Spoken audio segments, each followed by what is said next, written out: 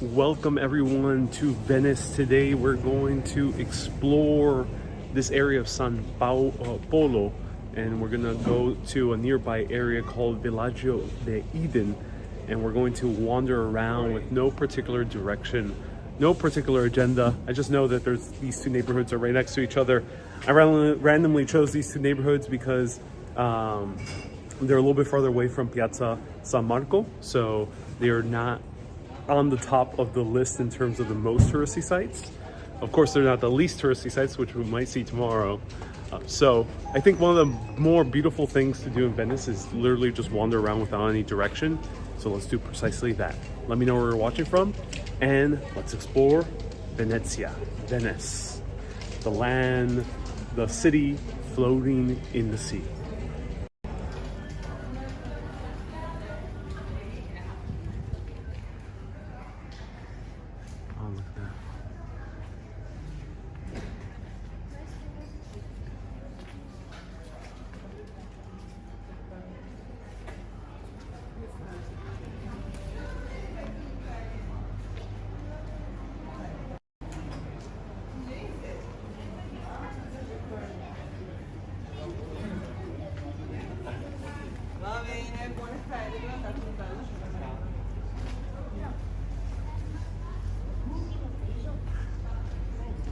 Hello, Mater. Hello, Kay. Hello, Brian from Philadelphia. There's the running water. Hello, si buenas. Desde España. Bienvenidos. Hello, me. Hello, Brian. Random strolling in Venice. Yes, today we're randomly strolling. No direction, no agenda, no itinerary. Just pure wandering, letting the wind beat at our back. Hello, Rhonda from Hollywood, Florida. Nice to see you here, Rhonda. Hope you're doing well. So we're gonna come across a lot of canals. You can see the smaller canals passing through. Right there, we see the Grand Canal and one of the Vaporettos. We might jump on the Vaporetto because I have an unlimited pass. And you can take a rest here in a lot of these places along the canals. It's interesting because in most cities, of course, there is roads, there's cars. And in Europe, we've seen a few medieval cities where it's very tiny streets, so it's more people traffic. But here you have water. And the interesting thing is that a waterway isn't as hectic as a roadway, nor as dangerous, because the chance of you being kind of run over of a boat kind of crashing into the sidewalk. But it isn't as kind of always densely packed as those tiny little streets in medieval towns or in places like Santorini. So there's this interesting aspect of being able to kind of chill out, relax by the waterways, and still see traffic pass through, but it's still very relaxing. Something very interesting that I found out here in Venice. Hey, Wendy, nice to see you here. I mean, Wildly from Texas. Nice to see you here. You want to visit Spain and Italy at some point. Hey, Colleen. Hello, Chaotic Ranger. Is it hot there today? Not so much. There's barely a cloud in the sky, so the sun will bear down at you. But it's about 82 degrees Fahrenheit. Hello, Marianne from Detroit, looking to go to Italy next fall. Oh, yeah. I do recommend it. Hello, Iris from Puerto Rico. Bienvenidos. ¿Sabes que yo he oído unos cuantos puertorriqueños aquí que son turistas? I have actually heard a few Puerto Rican tourists here wandering around Italy.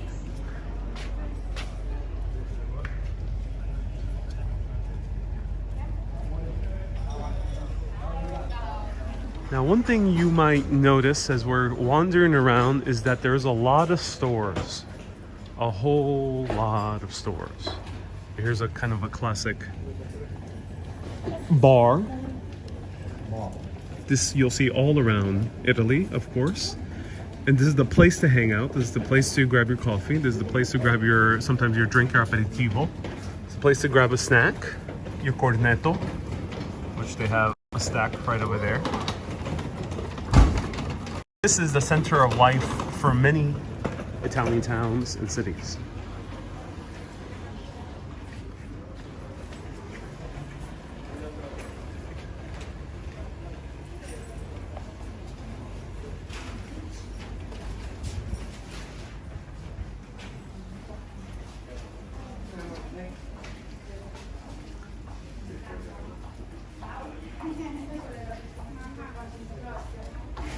Wiley, ¿de dónde eres? ¿Hablas español? Sí, yo hablo español. Soy de Puerto Rico.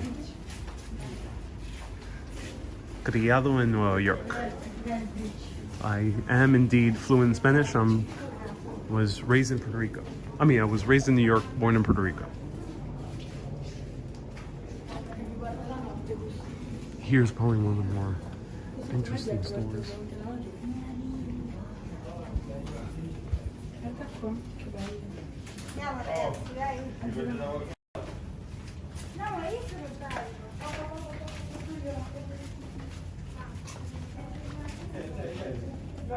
The cat masks are so cool.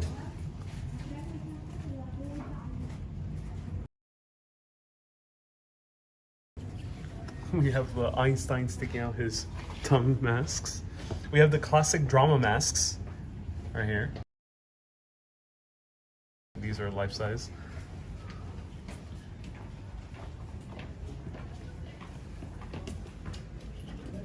Oh, these are beautiful.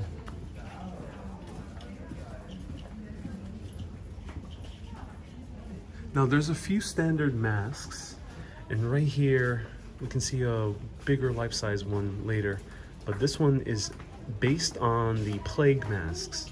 So during the Black Death, there was plague doctors that wore very long masks to prevent breathing in the bacteria from the plague. Here's another one based on the plague masks.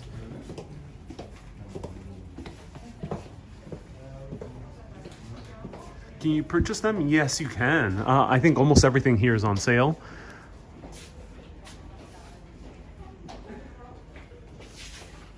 Here's the other popular type of mask. This is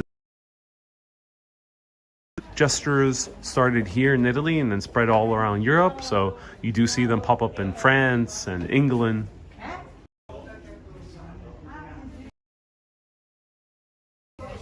This fox one looks so cool. Ti ripeto, amico, i telefoni mi sono rassegnati, perché o si rompe ioi, o tu che sempre scarsea. Zap says these are scary. Yeah. So where does the tradition of wearing a mask comes from? We're going to see this a lot walking around Venice. It comes from Venice being a really rich place. So you can think of Venice as like a New York. Especially in New York in the 60s and 70s. It was a place where there was lots of debauchery and crazy parties happening on, similar to Las Vegas today. And people wanted to come from the nobility of England or France or Scandinavia and come down here and be sure to not be caught doing very illicit activities, whatever those activities might be. So they would wear masks to hide their identities. It became a tradition all the way back in carnival times as well, where there's an entire celebration that's similar to Mardi Gras, where people wear masks.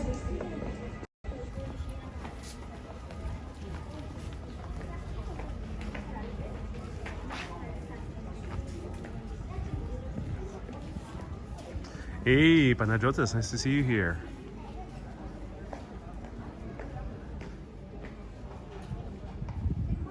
Thank you for the video. I miss Venice and this is just great, says Kim. The plague mask, the nose part is long for social distancing, says Anval. In a way, yeah, well, it was to prevent breathing in the bacteria. who knows how effective it was. I'm not sure if there's been studies. So this is compared to Vegas back then? Indeed it was. So there's a lot of people make fun of Las Vegas because it copies a lot from other areas of the world, very famous places.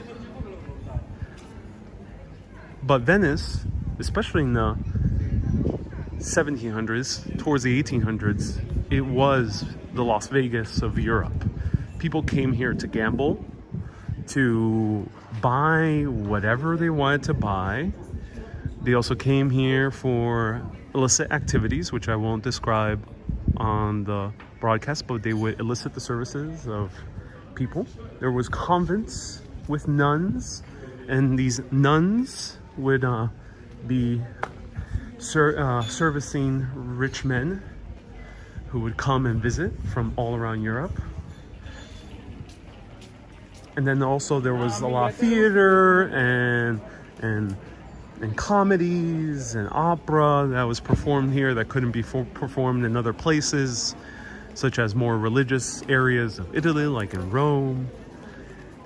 And because of that, Venice really became the center of all things entertainment, debauchery, commerce, and anything else. Anything goes in Venice back then. And that's when we end up getting the writings of Casanova. And you can really get a sense of Venice back then. Cake Fake says, nuns servicing men? Yeah, so this is actually true history. It's actually depicted in Casanova's memoirs, and it's verified with many other sources that there were indeed convents here of rich Venetians who basically send their daughters to these convents to avoid them diluting the riches of their family, because I'm not sure exactly what was the case, but they just did not want their daughters marrying men that they did not approve of. And if they didn't agree with the daughter, they would just send them to the convent. The thing is, this convent wasn't purely religious. Unfortunately, these convents acted more like brothels. And Casanova himself in the memoir actually talks about this at length. And he was a patron of these convents. So yeah, crazy stuff happened in Venice back then. That's just a perspective. And now we're walking through San Polo, which is the oldest area of Venice. So you could just imagine that Casanova walked these very same streets. So yeah, New York 70s, Las Vegas, it's very similar to those places.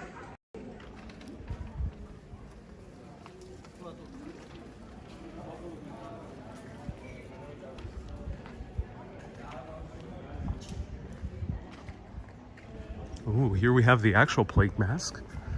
Oh, here, this is something very interesting. What do you think this is, ladies and gentlemen? What do you think this is?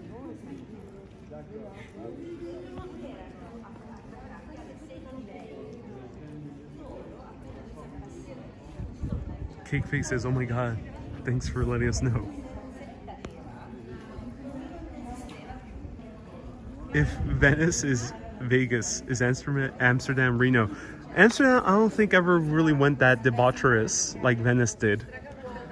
Amsterdam, while it was a center of commerce, it wasn't so debaucherous. So Amsterdam, no. I don't think you could compare it to either Reno or Vegas.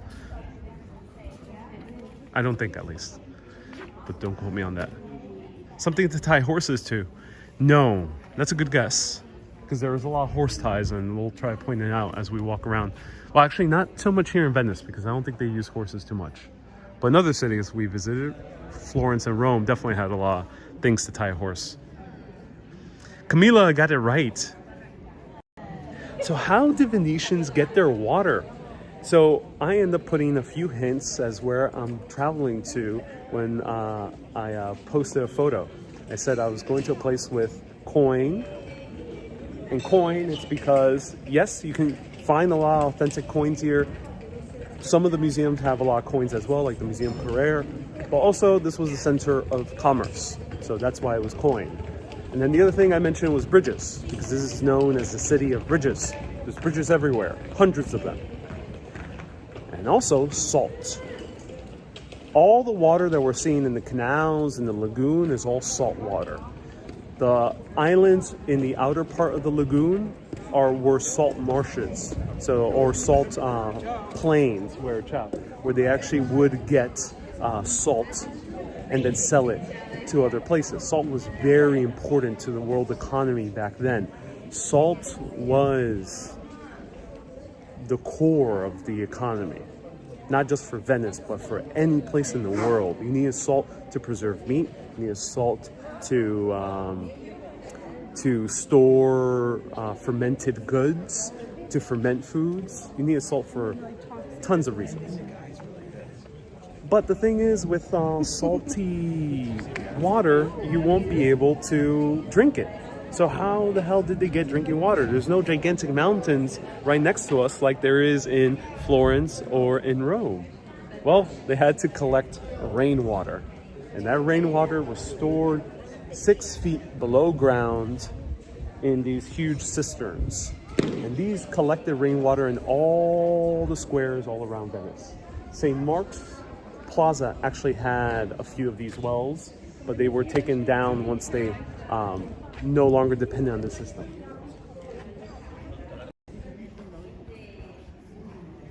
So yeah, it's a cistern from rainwater.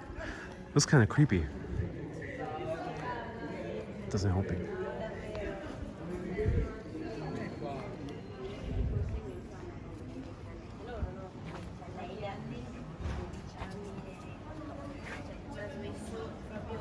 Did they torture anybody here? I don't think so, Yogi. I hope not, at least.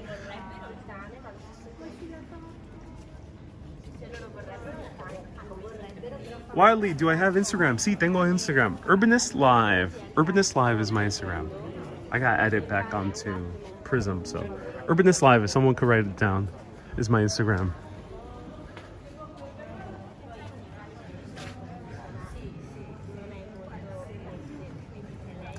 Creepy masks. Oh yes.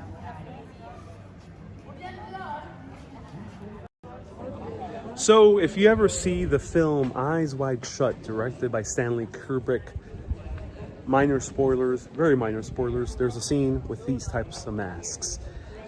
That scene depicted things that actually happen here in Venice. No, it's not exaggeration. No, it's not myth or legend. They literally did the stuff that they showed in Eyes Wide Shut. So if you want to know what I'm talking about, watch that movie, because I can't really talk about it here. This would be banned if I talk at length of what happened in that film. Now, with shops, I'm going to say this before we walk around, because one thing that kind of irked me when I came here, I was like, oh, there's so many shops everywhere.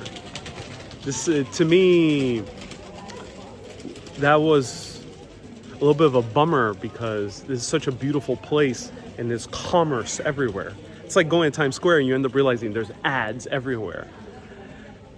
And then I end up realizing, wait a minute, this is nothing new.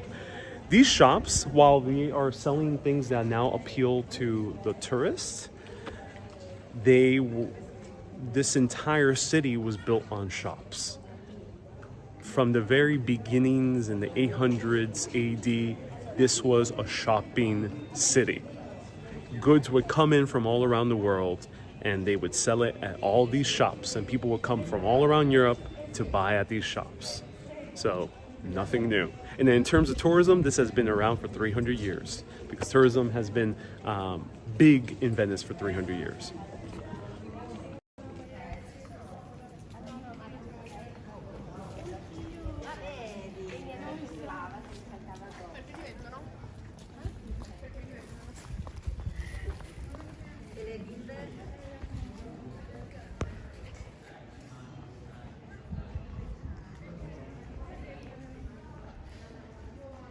Ooh, let's check out this church. It's open.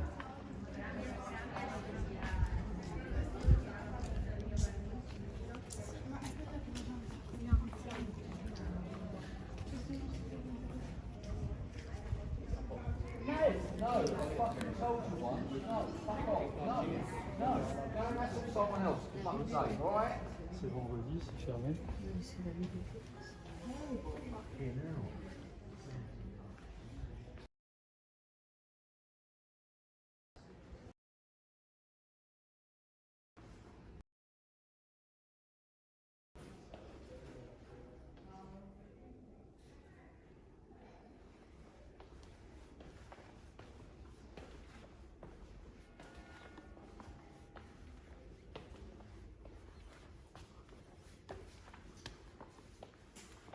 Buonasera.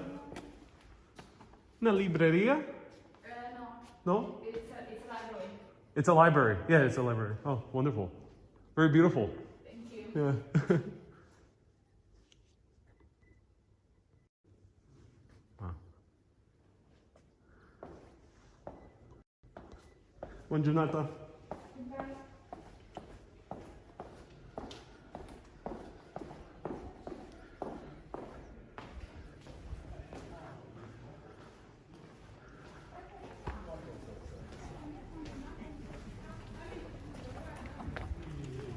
Comes back hitting.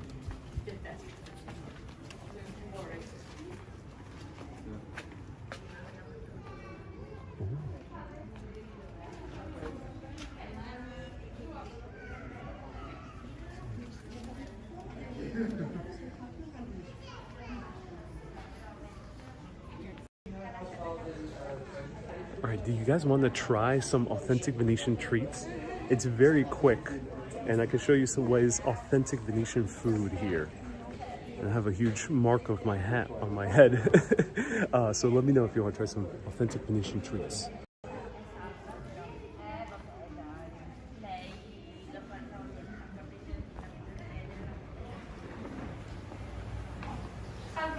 Salve.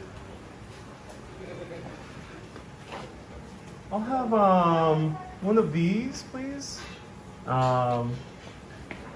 What is this over here? Radish, zucchini, and feta. Okay, I'll have one of those. And then one of these as well. This one. Yeah. And then It's not fish. not fish. Yeah, that's okay. And then a small blonde beer. Okay. Yeah.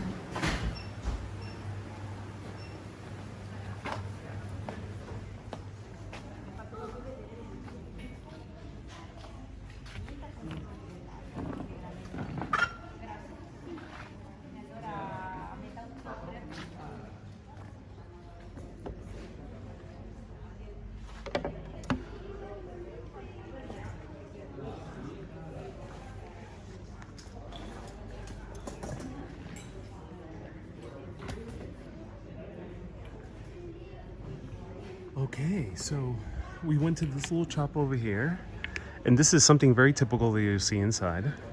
And they have these tiny little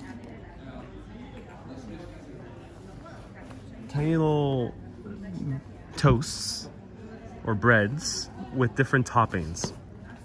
And usually they come with fish. They have very low fish selection, so I end up just going for more of the regular ones. But here's a selection. This is usually what a typical Venetian might eat during the daytime. And then it's usually accompanied with a beer or with a wine. And I got myself a piccolo, which means a small bionda beer, which is a blonde beer. Piccolo birria bionda. So this one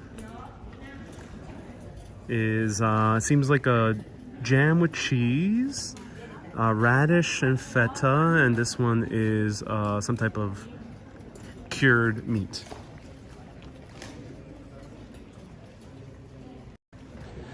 And this is a very, very typical, very typical Venetian dish that you'll see. All right, let's try this out. So, I'm so excited for this. Saluti, yes. I just normally drink water during the day. So it's not really an Italian thing to drink just water, especially if you're out with someone. If you're out with someone and they are drinking alcohol, it's very weird if you don't drink alcohol. And I've noticed staff will tell you sometimes, especially if they're friendly, they'll say, but why are you not drinking? And then if you are with an Italian and you choose not to drink, that Italian might say, but you're gonna let me drink alone? And usually, like in the US and Puerto Rico, yes, it's a little bit common sometimes to join someone in the drink, but in the US it's a bit more acceptable to just say, no, I'm not drinking. In Puerto Rico, kind of similar as well. But here, usually if you're with someone who's drinking, it's very kind of courteous to be drinking as well. What you're drinking, on the other hand, could vary a lot. So if you want a wine spritz, you can do that. If you want something very light. Cheers.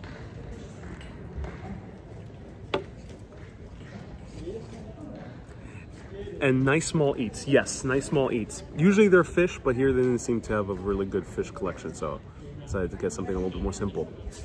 Or maybe this is fish, I'm not entirely sure. It's an odd jelly. Let's try it out.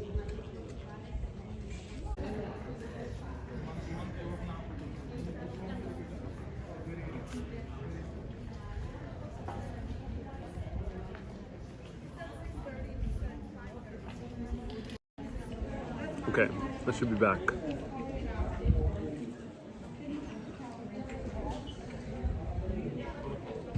All right, yeah, so the cheese is super soft and creamy, and the jam is kind of slimy, and it's actually a really good combination. I do enjoy it. Yeah, it's a good combination.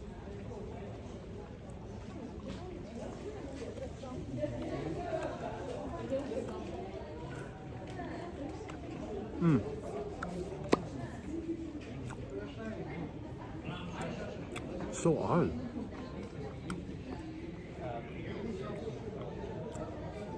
It might be a fig jam, yeah. Mai says it's a fig jam, yeah. It might be a fig jam. That's why it has a kind of a slimy texture to it.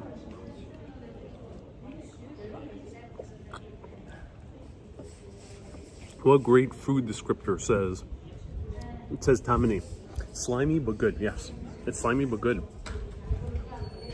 All right, let's try this radish one. Radish. B. Griffin says, for your Venetian White Castle, B. Griffin gives a $10 super chat. Thank you so much, B. Griffin, for your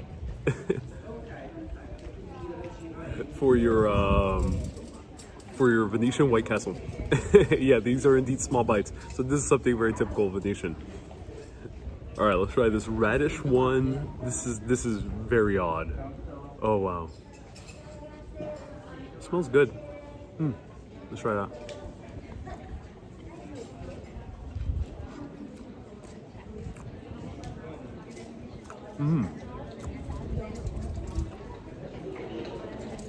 I appreciate the feta cheese. Another slimy dish. Little bread. Lots of slimy texture. I assume they're trying to get close to fish with some veggies, which is a very, very worthy attempt on their end. Very interesting.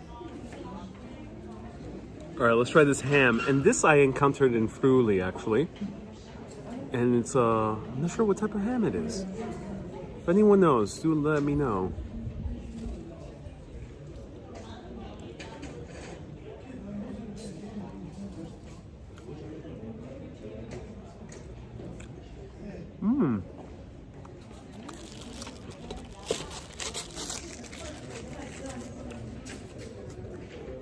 It has a little bit of honey on top. The ham, not the best quality, but it is pretty small. And this is tripe? No, it's a ham. It's a cured meat, not it's not fish. That's why the guy told me it's not fish, because it might look like a similar type of fish.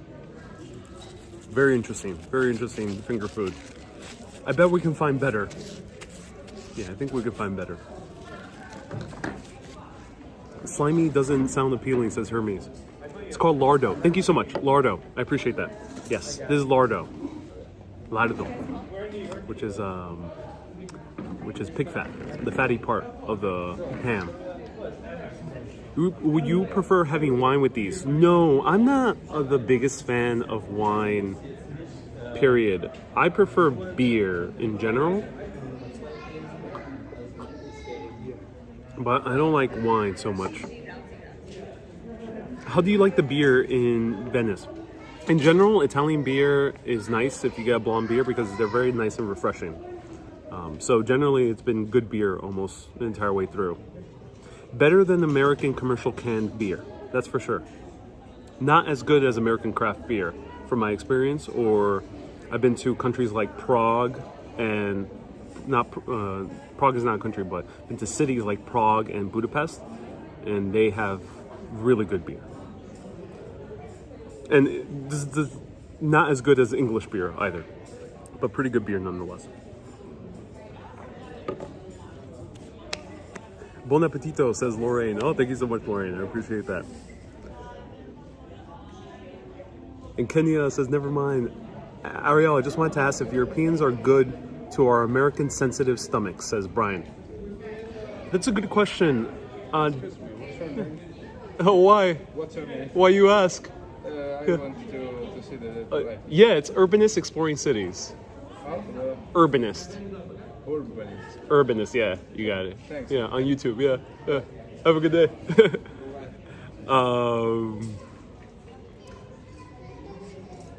I stopped drinking beer when I was 15. Hey, Gabe, nice to see you here.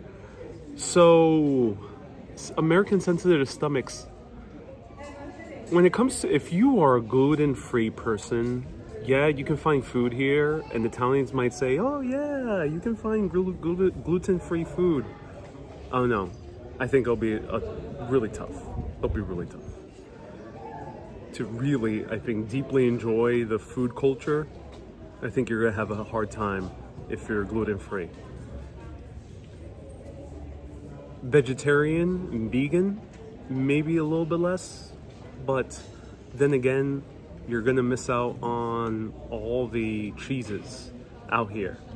So yeah, it's gonna be tough. And then David says this would be a bad place if you're a recovering alcoholic.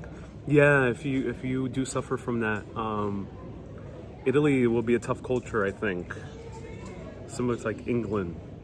I think there's other cultures a little bit more friendly for less drinking. But that, of course, that depends how you spend your own days. All right, let's continue walking around.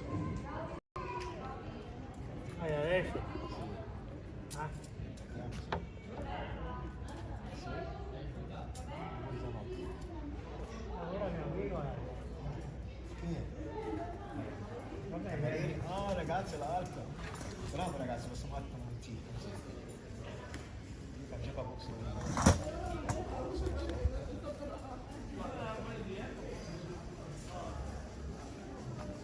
Lactose intolerant people will have a hard time. Yes, I think so as well.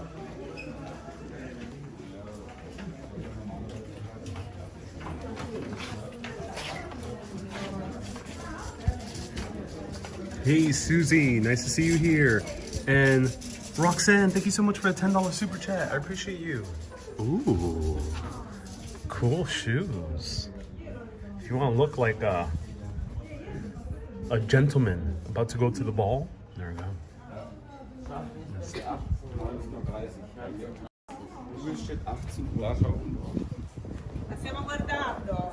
La stiamo guardando. ¿Qué? ¿Sí? ¿De dónde son? Where are you from? Italy. Oh, Italy. Okay, Italy. Oh, that's amazing. Have a great day. Ciao.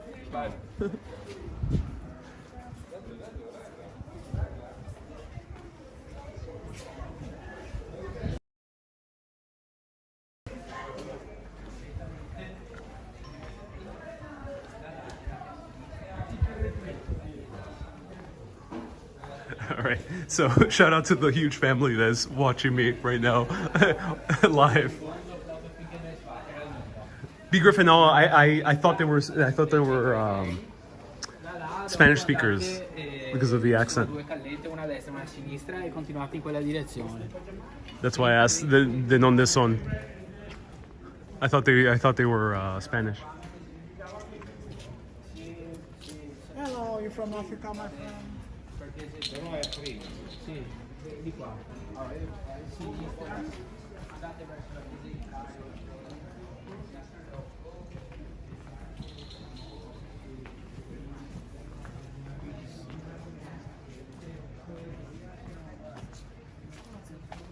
Queen Mother, are they fans? No, the guy just tuned in and shared it with his family. Oh my god, the canal looks super zen. It does, yeah. It does.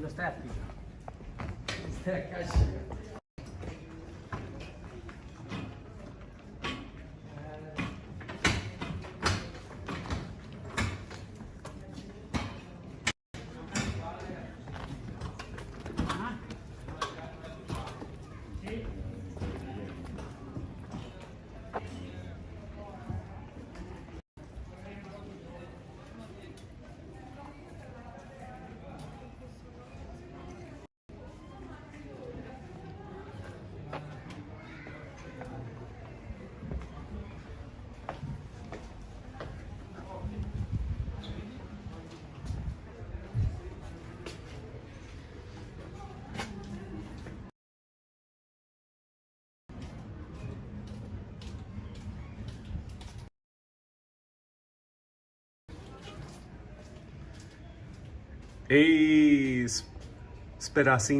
Speranzino. Bienvenuti. Welcome. Nice to see you here.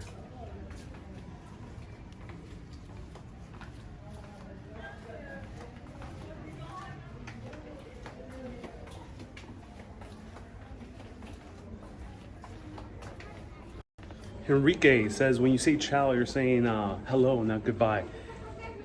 I've heard in many instances people saying ciao for goodbye as well. Many times. It's really commonplace here. More than even arrivederci or buongiornata. I heard more ciao.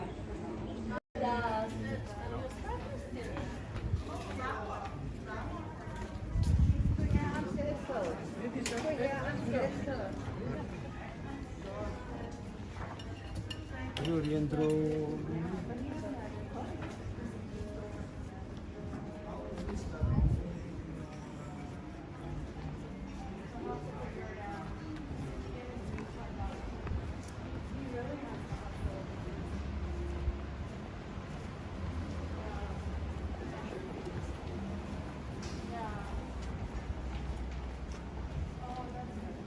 Can you survive with not knowing much Italian? Yeah, 100%. Nadia, especially these major cities. I mean, people just speak English automatically. Here in Venice, most of the people I've encountered just go default to English.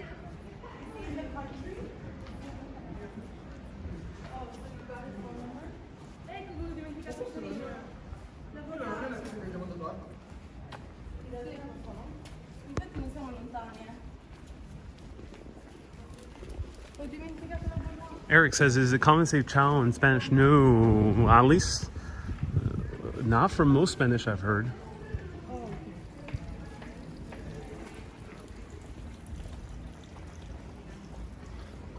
What is this?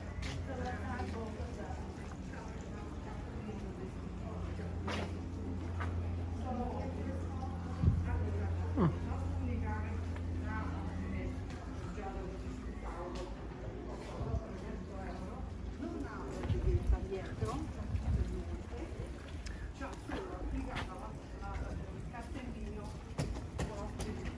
Queen Mother says, is a good place to work here.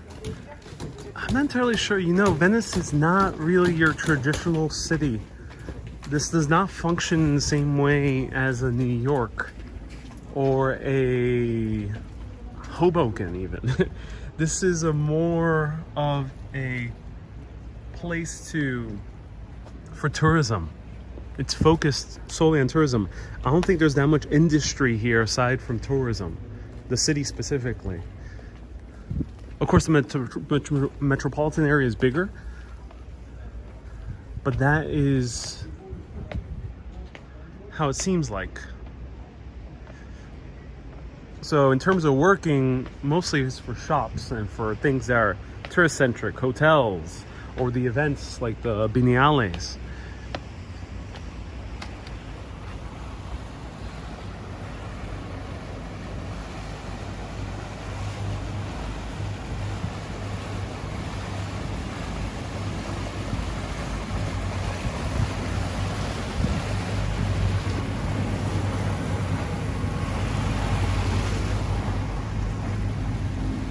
It's dangerous in the sense that a child runs off and falls into the water. I hope more children are more intelligent than that. Though I don't think there's that many instances of children just falling off into the water. Ocean.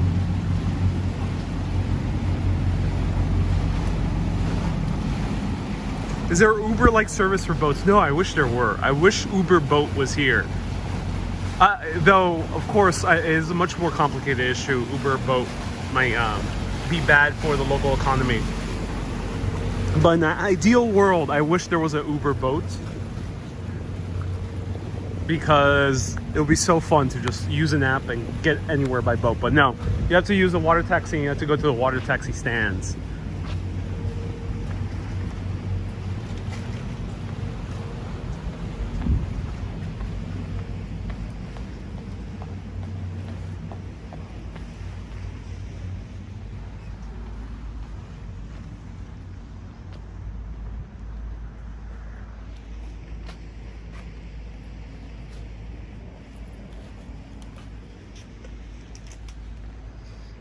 This is the university right here.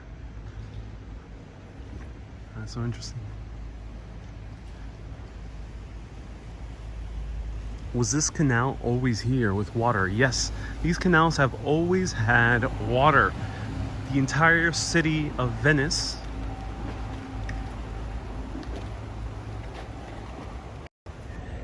itself is a little bit bigger than just the islands in the middle. They have a mainland part, but for the matter of succinct talking about Venice, I'm just going to refer always about the islands. So just keep that in mind. So Venice was always built on top of water. It's built on a bunch of islands, but the roads have always been water. Always. These canals were not dredged through necessarily through land, not all of them. Many of them are natural waterways, and they just made them more and more straighter over time and easier to navigate over time. Maria says, I'm sun-kissed. I am. So here's one of the many entrances for getting to a place here by boat. And look how much moss has developed. Look at that.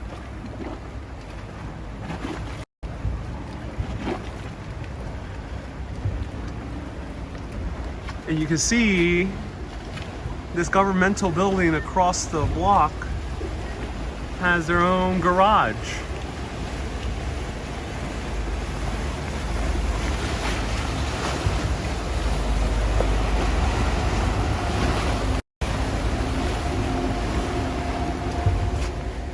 So I'll show you Venice from above so you can get a sense how it looks like. This is Venice from above. It was built on hundreds of islands in the middle of the lagoon. That means the lagoon is not super deep. The lagoon is about 10 meters deep in most places, and these canals are about 2 meters deep, which means that in some places you can even stand up if you're 6 foot.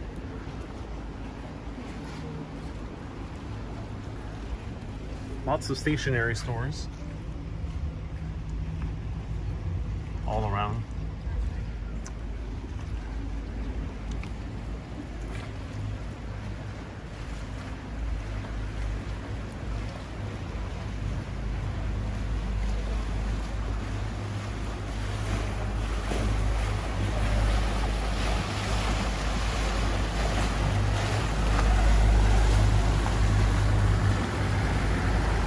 And here's a water taxi, which you can take. I'm not sure how much the prices are yet, but I'm very tempted to go on a water taxi. Hey, Deborah says, lovely watching you from Lancaster, Pennsylvania. Oh, welcome. Nice to see you here.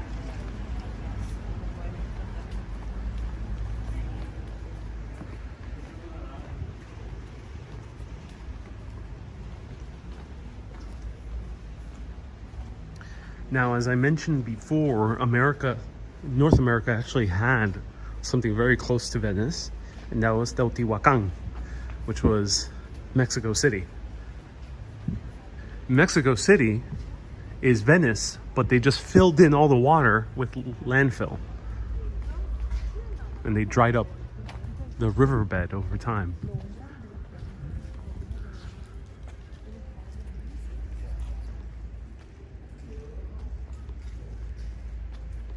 And there's trees growing here in Venice. I didn't know that. This is one of the few trees I've seen in Venice.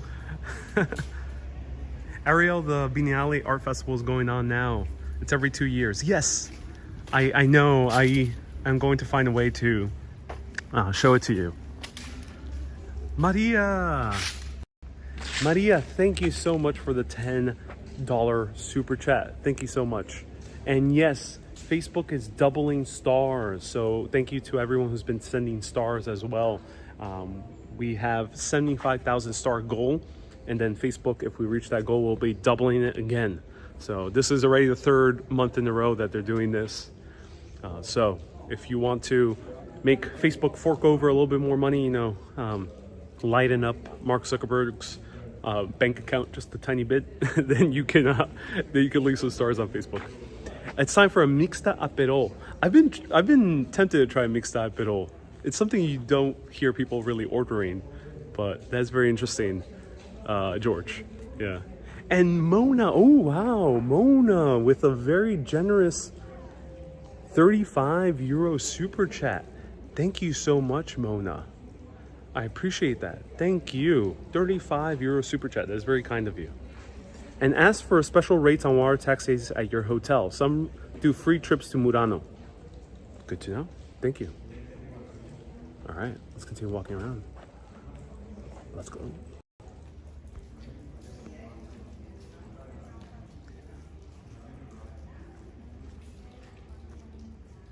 The few trees of Venice, ladies and gentlemen. If you want to see Venetian trees, here it is.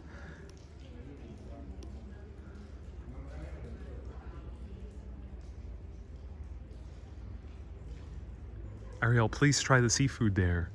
I have, Mona. I got very bad food poisoning from seafood in Mexico City. I don't really feel like having seafood too much. So that's why I have barely shown it. The food poisoning I had was very rough. It lasted for a week. And I nearly fainted coming off the plane. So my taste for seafood has really been diminished significantly.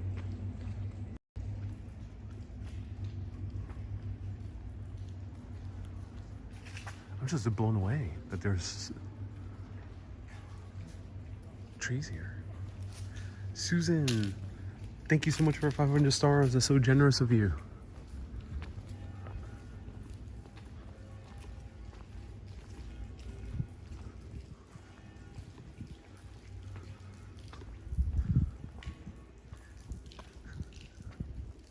Zap says, oh my god, I didn't know you get that sick.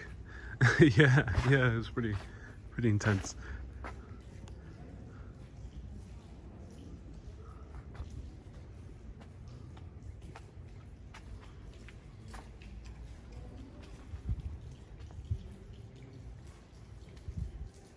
Don't eat seafood in Venice. No good, says Dean. Yeah, I'm getting that impression. I've heard from a few locals saying, no, the food is good. Not locals, a few people who've been tourists here a few times. No, the food is good. I don't know, I haven't experienced really good food here. But it's not something really to complain about because we are, again, in an island in the middle of the lagoon and it's purely touristy. So good food usually thrives in places where they can have repeat customers.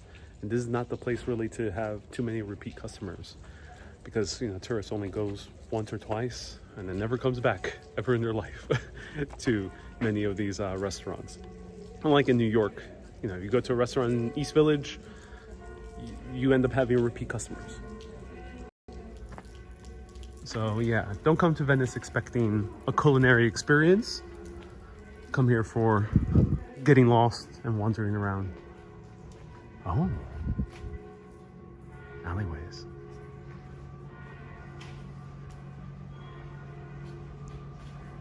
Te voy a tener que ver más, pues puedo ir a ningún lugar, no tengo vacuna, estoy casi presa.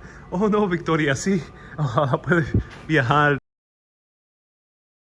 vacuna, pero ojalá puedes viajar pronto. Yeah, it's a little bit hard to travel without the vaccine, but I do hope you can travel at some point.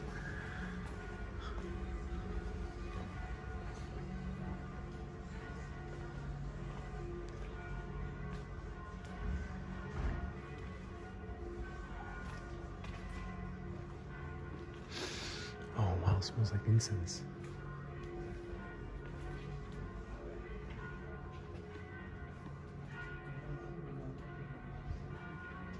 Ariel, Zap says, Ariel, I had my first boba tea because I saw you drinking one and I loved it. Oh, I'm so glad you tried boba tea, Zap. That's so awesome. Si me haces que España es bello. Tú sabes, yo fui a Madrid, no me gustó tanto, pero puede ser que regreso a España a un momento a ver Sevilla, Andalucía y Barcelona. So I wasn't too much of a fan of Madrid, but I am tempted to go Seville, Andalusia, and Barcelona. Enrique, vos tem público grande aquí, no Brasil. Parabéns pelo su trabalho. Oh, I don't know how to speak Brasileño, but thank you so much for tuning in. The only thing I know in Brazilian is Oi, tudo bem? That's the only Brazilian I know. What didn't you like about Madrid? The people, the city itself, both? Yep, a combination of both, as fields. Again, everyone, this is personal opinion. I can discuss maybe a little bit more objectively other things about Madrid, but personal opinion, the city was, it's a very sluggish vibe in my perspective. And the city, while it's beautiful in some parts, it is very kind of sketchy and weird in other parts. And often they're right next to each other. And then beyond that, it's tough to find really good hearty food to fill up on. There's a lot of great tapas, but I get tired of jamón serrano after a while. I want to have like a stew. And Spain ain't the place to have hearty food. Madrid isn't the place to have really hearty food.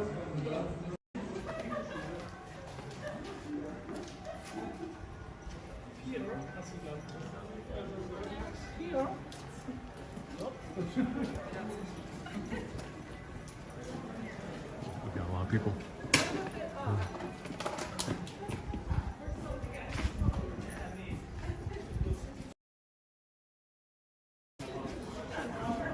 Sayan says, I'm looking very handsome with the hat on. Thank you so much, Sayan. This hat was sponsored by Wendy. Wendy was so kind enough to... It's a Caprian hat. Caprician hat? I'm not sure how to pronounce it. Caprian? Caprician? It's one of those two.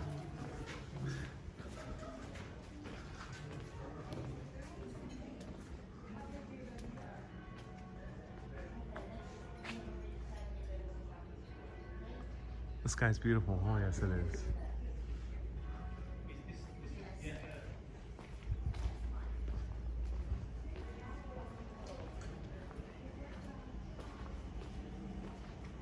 Oh, Enrique says, I have a large audience in Brazil.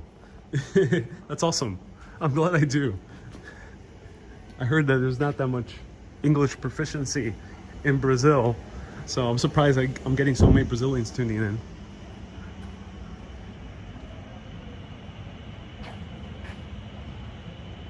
Hey, Anthony says, love the hat. My wife is already requesting that I get one. Yeah, this is what's called a Panama hat. And you'll be able to find it in many major cities in the US. There's always hat stores. And there's in New York, LA, you'll probably find one. And then of course, these type of hats, you find them in many of the sunnier places in the Mediterranean. And of course, all around Latin America. Oh, just reached the new place. What area is this in Venezia? I am not sure. Let me check. Let's see.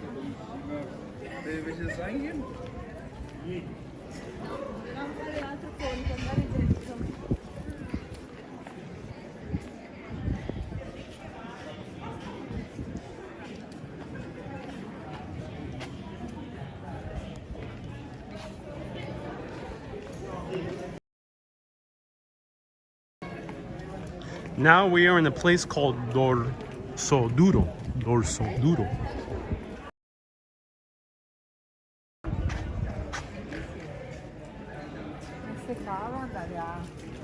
I don't know, I bet that there's a lot of Panama hats in Philippines.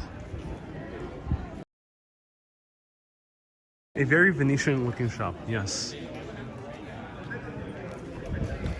Here's a pharmacy with a poster of death.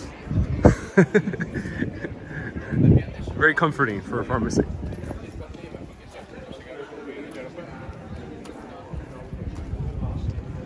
Kay says I have 2 of these hats. I'm so glad. So here we see more cafes. Oh, Mazière.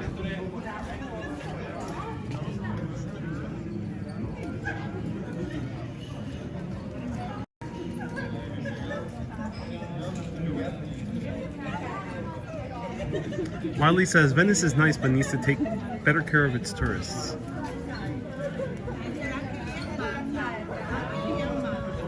Yeah, it's a complicated issue.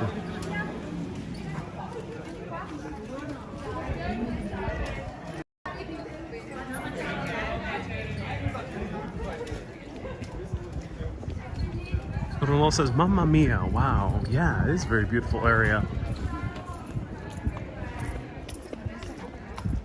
Or are you talking about the pizzas?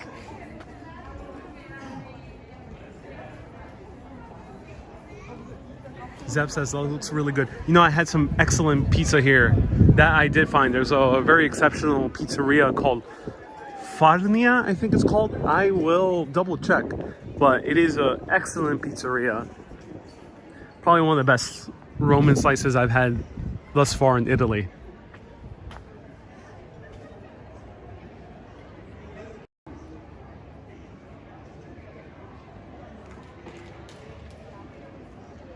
Anthony says, your wife wants to know where I got the hat.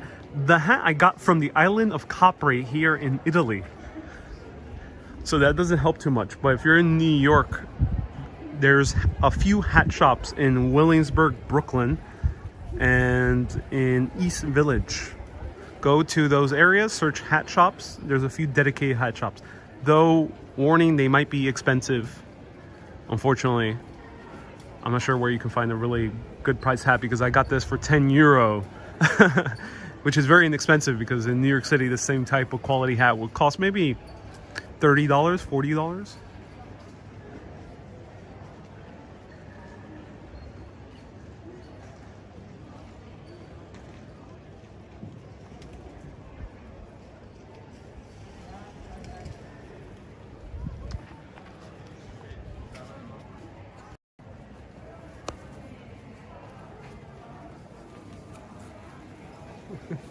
Someone just fed them.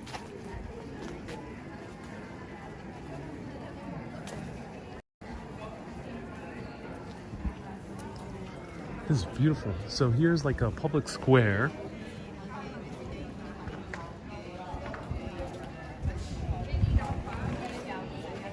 Roland, thank you so much. Water taxi from the railroad station to the city center, 65 to 100 euros. And you know, that's a crazy amount because that trip probably takes about 10 minutes or so. Not much more.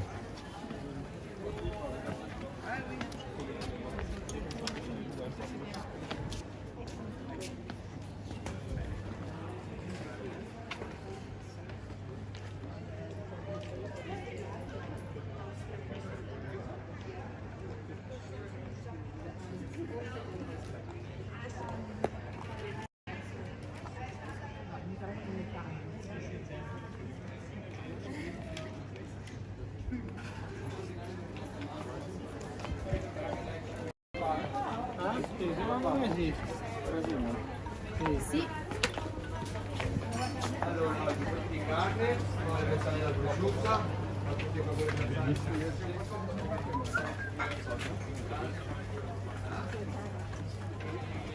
Dopo tu vuoi rimetti questi piccoli.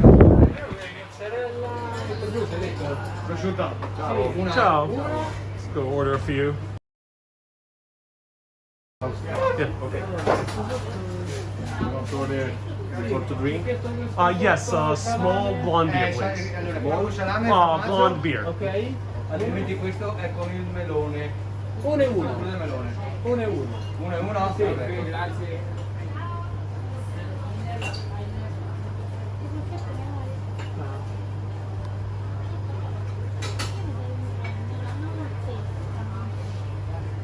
Sì, comunque non venga mai piaciuto, posso dirne. L'avremo convinto. Guarda. Che l'altra non di È tonno. Yeah. Stato qui. I'll have the anchovy, Ok. and I'll try this one over here, the one with the melon. Yeah. Ok, è vinto io. Thank you. Thank you. I'll pay right now. I'll pay later, don't worry. What? Okay. All right. Thank you.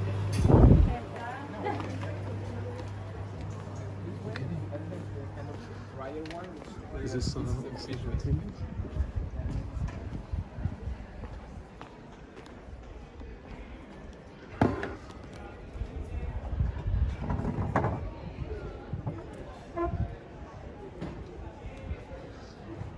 Okay, everyone, this place looks way better, and the fish actually looks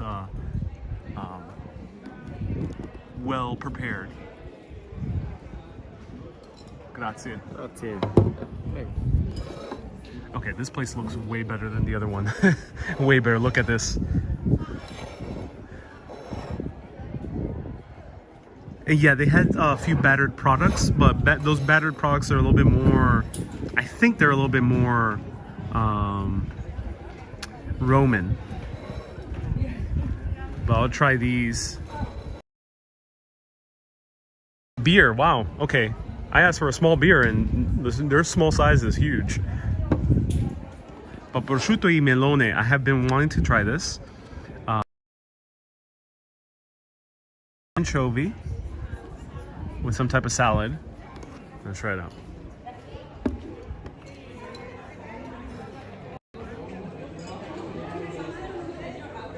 Beer, yes, I understand what you're saying about drinking. Saluti, everyone. Ooh, yeah. I gotta find out what beer they're using in this one. This one's nice. This one has a nice hint of bitterness, so there's a little bit of hops in here, but still super refreshing. Oh wow. And I love that they serve it in the cups that I was used to drinking from in Prague. I never featured Prague on Urbanist because it was before I started, but they have these type of cups that to me they look like little grenades from my perspective. But these little bites seem way better than the other place. So let's try it out. I'm gonna first try this anchovy one. And of course anchovies, we can't escape anchovies. Nowhere in Italy. Anchovies are the season and everyone eats anchovies. Let's try it out.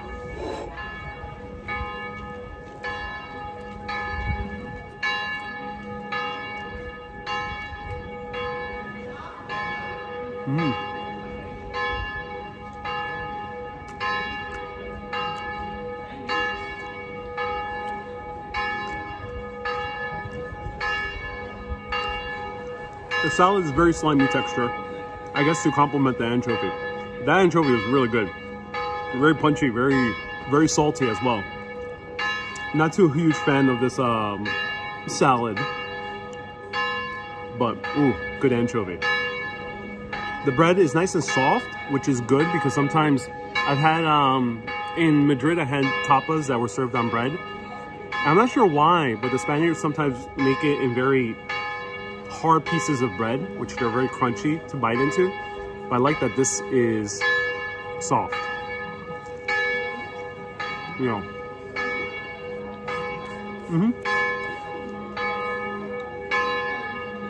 The bells are ringing, yeah.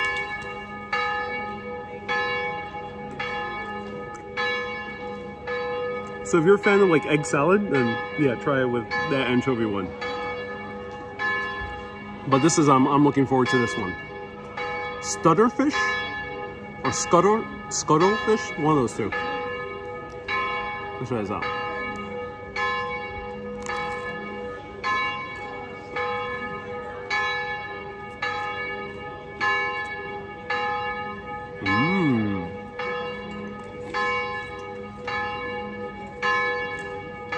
Oh yeah.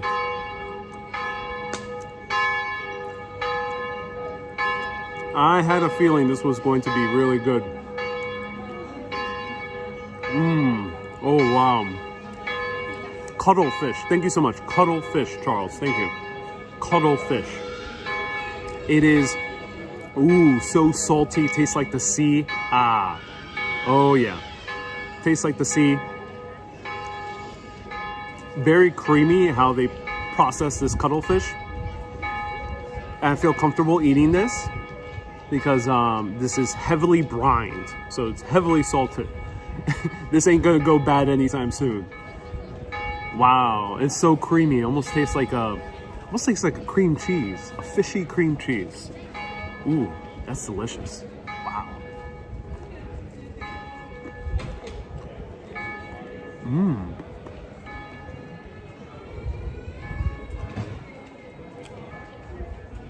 I should order more of these. Wow.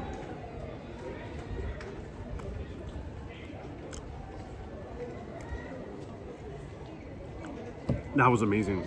Try the cuttlefish. Does it taste like bacalao? Or bacala if you're Italian?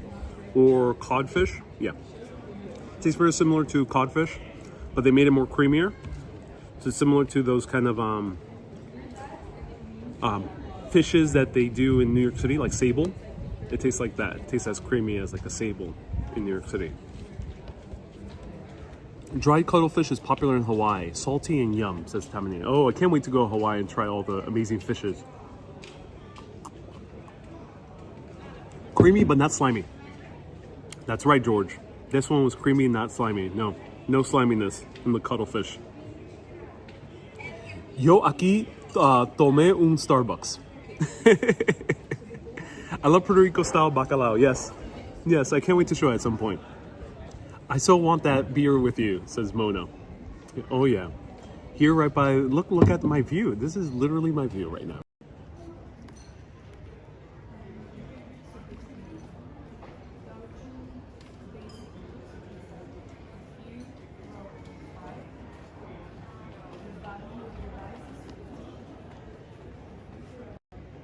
I would sit to show you that view perfectly framed with right behind me, but otherwise I'll get burned by the sun. Venice is beautiful. I think you can't understand the city until you are there, says Gabriela. True. It's hard to really get a full sense of how epic the city is. But I hope in live video it gives you a little bit better perspective than seeing it in a film or in a documentary. Because documentaries, you don't really see it real time. So hopefully live video is just a bit better than a documentary in terms of making you feel like you're here. Ariel, do you plan on seeing Murano? Yes, I do. I like you, mijo. Dios te bendiga. Soy una suscriptora. Wildly says, I like you. Thank you. Subscribe, says Wildly. Gracias. Lo agradezco. Qué bien que está suscribiendo. Voy a hacer muchos más videos y ojalá voy a visitar Puerto Rico de pronto.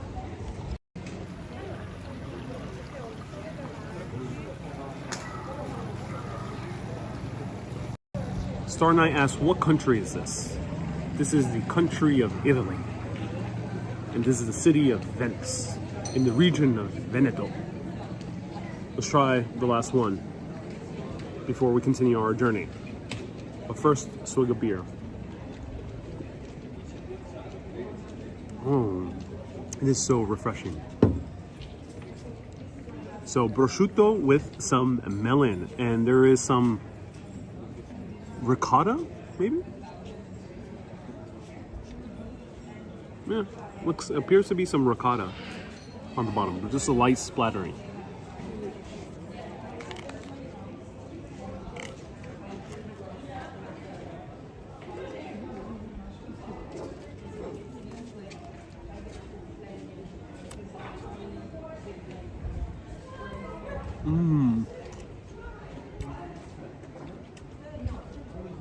Wow.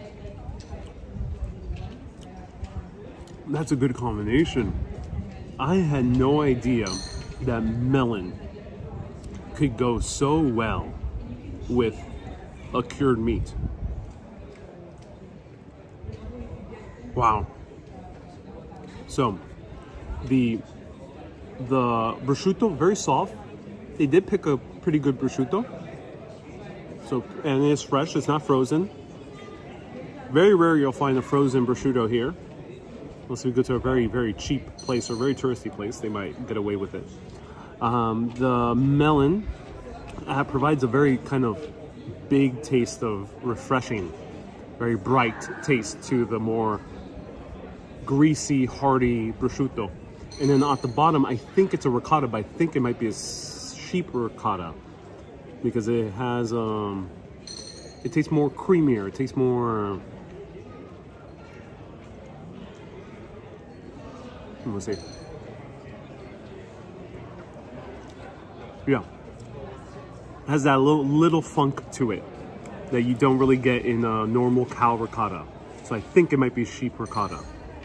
And what goes better than sheep's milk dairy cheeses mixed with some fruit? Ooh, always love sheep milk or goat milk dairy cheese with some fruit. It's a really good combination. That's why jam and cheap cheese, amazing. Fruit and feta, amazing. Combined with this bread, oh, this is a great combination.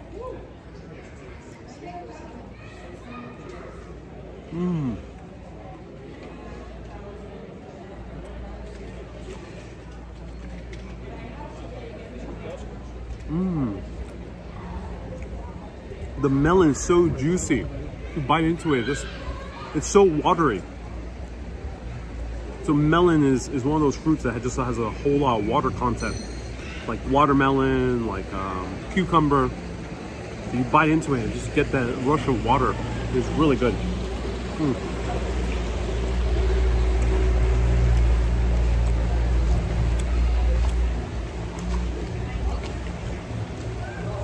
That's really good. So, not too big of a fan of the Russian salad underneath the anchovy, but I do recommend the cuttlefish and I do recommend the prosciutto with melon.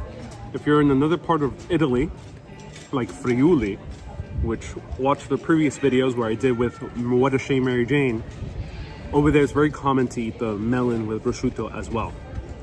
They don't put it on bread, but you have everything separate. You kind of just combine it as you wish. Kurt Fliss says that I now want some prosciutto. And Imonella says, ciao. Add the beer and I bet that combo's out of this world. Indeed it is. This is a good place. I'll show you the name of it right very soon. And also a very good beer, which I'm going to finish. So I have just a little bit of beer left. Feel free to ask me any questions you would like, and then we'll continue exploring a little bit more, wandering around, maybe catch a vaporetto to who knows where. No, Do you feel a buzz yet? I did not finish the other beer. I did not finish that other beer. That other beer was a bit disappointing, but this one's very nice. Mona says your palate will never be the same after all the food you experience. That is right. You know, I've been to Italy before. I went to Rome for 2 weeks in 2019. I also went to Naples, and excuse me, the food really blew me away. I was really blown away by how fresh everything was. And in the US, we really don't have as ample access to super fresh foods, which is rather odd because America is such a powerhouse in agriculture. But also our agriculture is too industrialized. So even if you can get a fresh melon, the melons are going to taste like every other melon. And they're not as interesting tasting as a melon from Italy. So America, in that context, has done a great job in great condiments, great complex flavors, really mixing a whole array of ingredients together to get very unique tastes, very complex tastes. So if you're used to American food, someone asked this earlier, if you're used to American food, when you come here to Italy, you might be initially disappointed because it's going to taste too simple. Especially if you're not really a foodie. And I don't mean that as a bad thing. I just mean that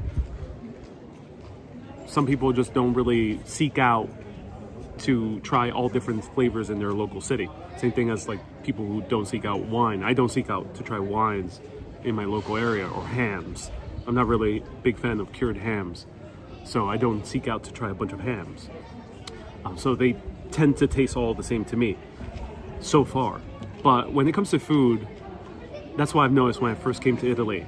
It was like, oh, this is a bit disappointing. This carbonara is not as mind-blowing as I expected, or the pizza is not really as juicy and greasy as I expected. Because that's what Americans do well, is we already are stuck with these very industrialized foods, so we try to get the most, we try to reconstitute the complex flavors by using a complex array of condiments. And that is a good thing because we get to know a more bigger variety of foods and spices. So there is a benefit to that in American cuisine. But the downside is that a egg or a pasta or a melon on its own, or something as simple as a cacio e pepe, which is just pasta and pecorino cheese and some black pepper, isn't going to taste as good with just purely American ingredients. So I think you can both learn from each other. And I think the Italian going to America probably also be blown away by certain parts of America, because America has really interesting food. So I don't think it's bad or nor good. It's different. And I think they can learn from each other. I think there is a way to combine both flavors, which already happened 100-something years ago with Italian-American cuisine. You had these Italian Americans coming from some of the poorest areas of Italy, not used to a plethora of ingredients like they were limited by in Naples and Calabria and Sicily. And then suddenly they can do the craziest stuff. And that's why Italian American cuisine is so unique. I think unfortunately here in Italy it's made fun of a lot, but there's something really great about great New York City pizza, or a chicken parmesan, or a garlic bread that's slathered in a bunch of butter and garlic. There's something really good about that. But it's not saying that one is better or one is worse. They're different.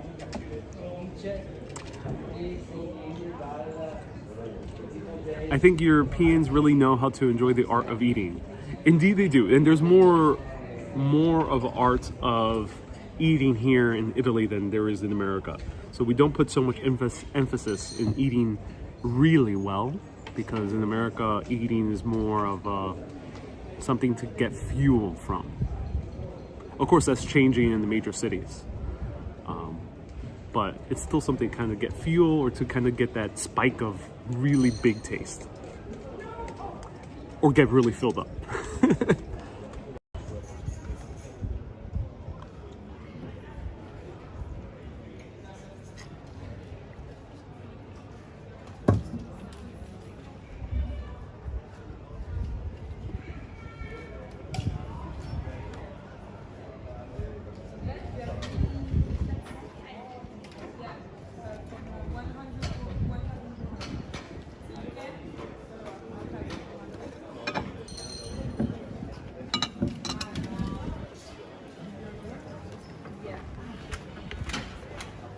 I'm lucky tonight. I've never had coffee. Thank you.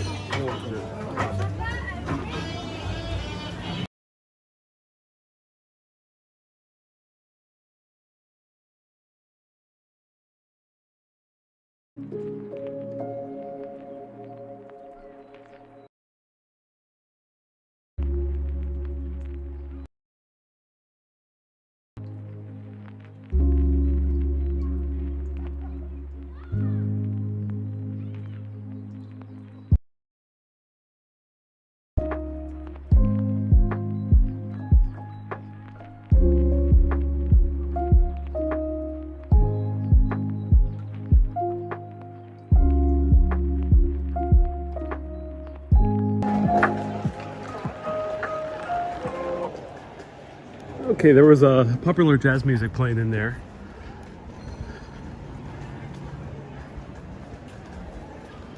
Oh, wow, this is beautiful. So it was 10 euro for that. The other place, which was, not so good, it was 9 euro. So this was just 1 euro more. And I got almost double the beer and way better ingredients. Oh, let me point out the place.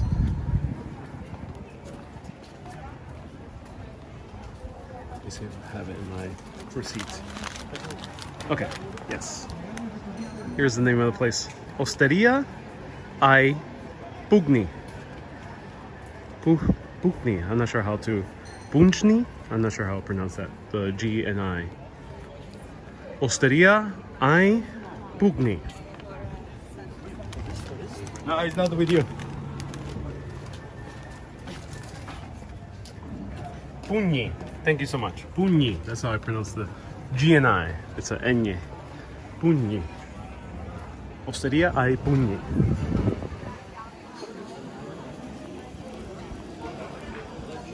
Zap says, I like your music choices as well. On-the-go eating culture in most countries now prefer the sit-down appreciation of food in Italy. Yeah, there's definitely more sit-down appreciation here in Italy as compared to somewhere like Mexico, which has an amazing food culture, but it's all very quick bites, definitely in Mexico. So yeah, it's different seeing it.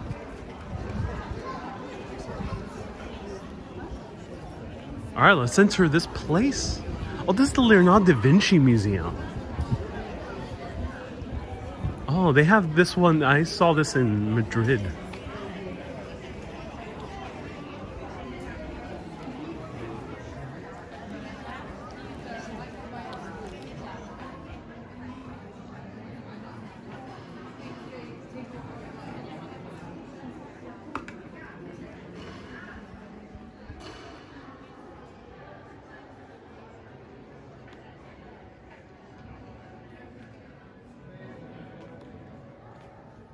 Buonasera. How much is for one? 8. 8? And can I take video inside? Yeah. All right, awesome.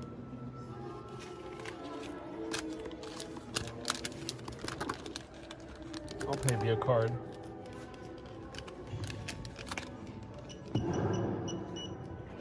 I got insert. Yeah, no worries.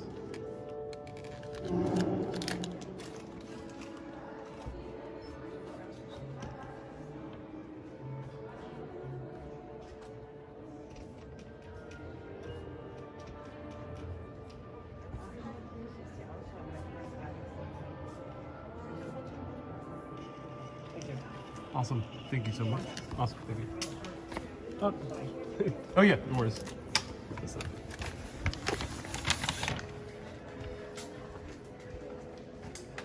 Thank you.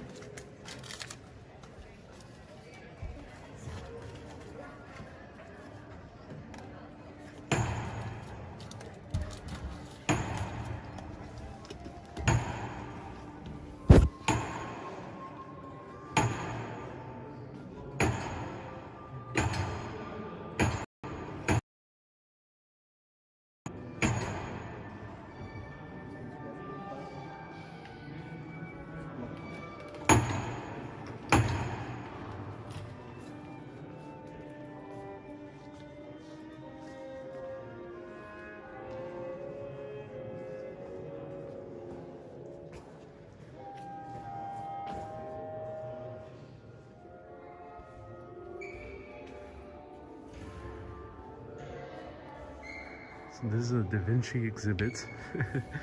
Definitely a very touristy thing. 100% touristy. I don't think Da Vinci really has too many associations here in Venice. But I thought it would be fun to just walk in. So enjoy.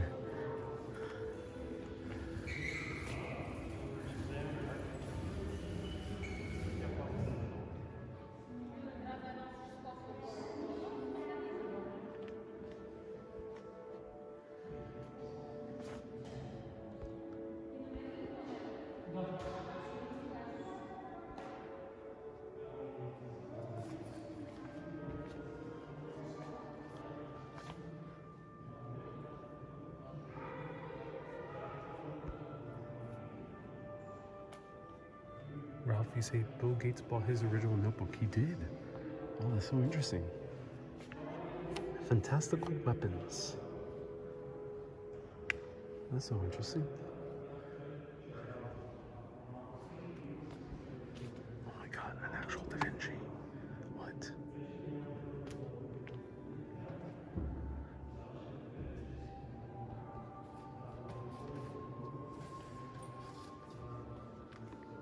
Ladies and gentlemen, an actual Da Vinci.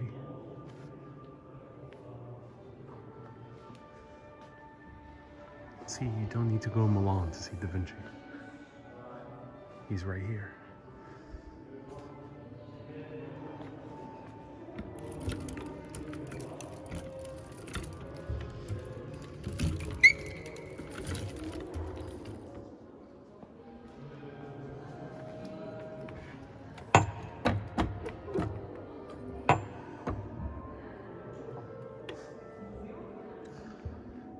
Oh, Paul, there is a Da Vinci Venice connection. That's cool.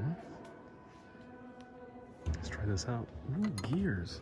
It's cool that Da Vinci invented or was working with machinery way before it really became a thing.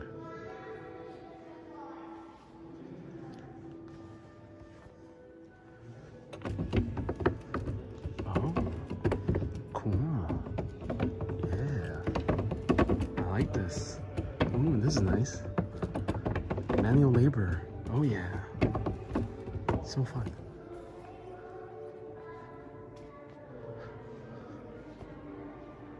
Ooh, interactive.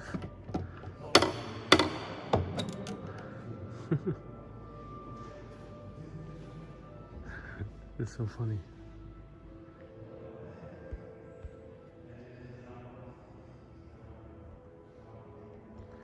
Where's the helicopter? I think we'll see it soon because in these exhibits they always have a helicopter somewhere. Oh, what is this? A wheel and some big balls.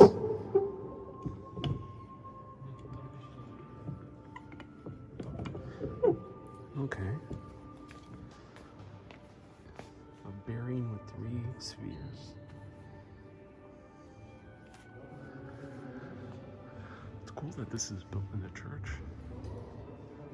Have you been to Aqua Libreria? No, not yet, Carmen, but I do intend on going, yeah.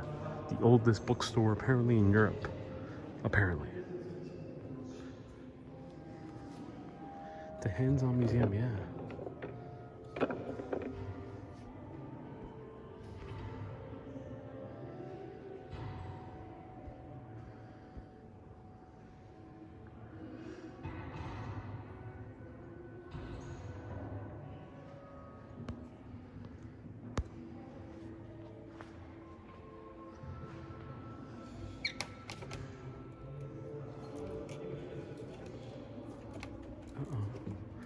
does this do?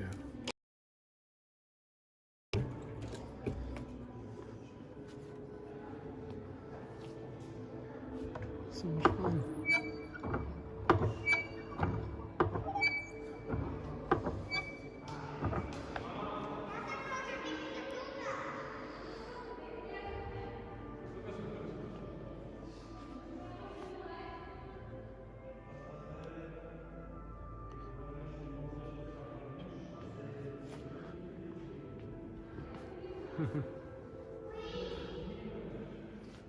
It's so funny. Cynthia says, kids are so annoying. Have you watched Indiana Jones and the Last Crusade? They shot the film in front of this church. What? Matt, really? We are in the Last Crusade church? Oh, that's so cool.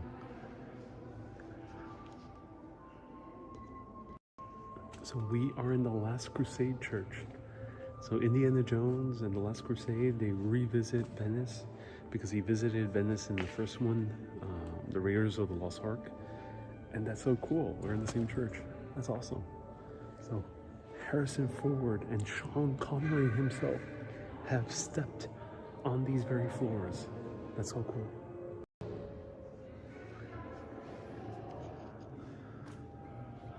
Oh my God, the Last Supper. See, we don't need to go to Milan, where we have the Last Supper here.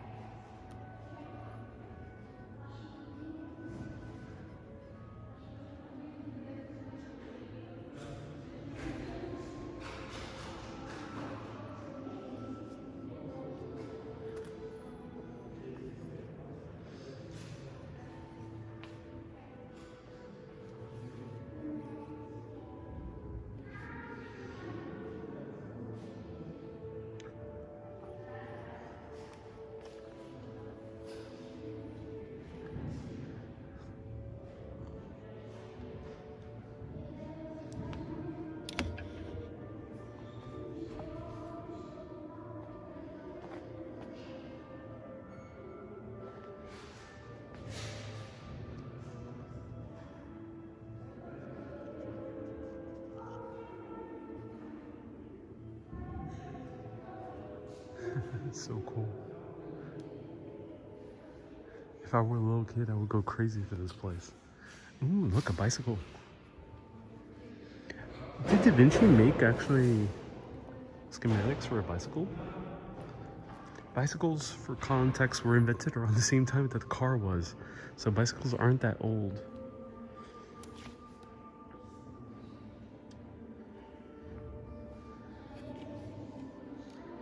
So it says that in 1974 they found out in his codex that there is a rough sketch of a bicycle.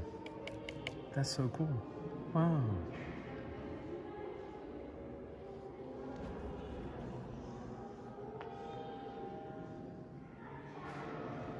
Annabella says, thank you. This is so cool. I'm so glad you're enjoying that, Annabella. So the Vitruvian Man, I think, is in Venice. I will check where, but I think it's in Venice. This painting over here, the Vitruvian Man. Where? Yeah, it's here in the Galleria de Accademia in Venice. Yeah, it's here. He's studying into male anatomy.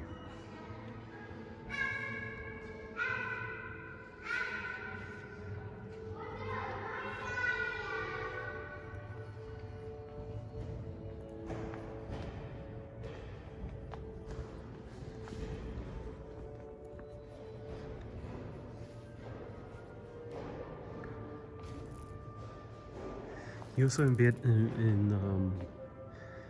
the schematics for a hand glider. Hey, Husky and Y.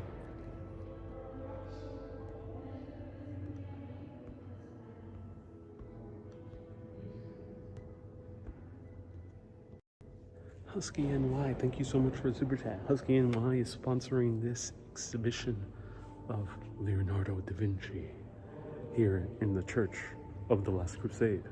So we're in the same shoes as Harrison Ford and Sean Connery and Steven Spielberg himself. Oh my God. Steven Spielberg stepped on this very floor. Steven Spielberg yelled at Sean Connery right here in this very place where I'm standing. This is where he yelled at him. That's so cool.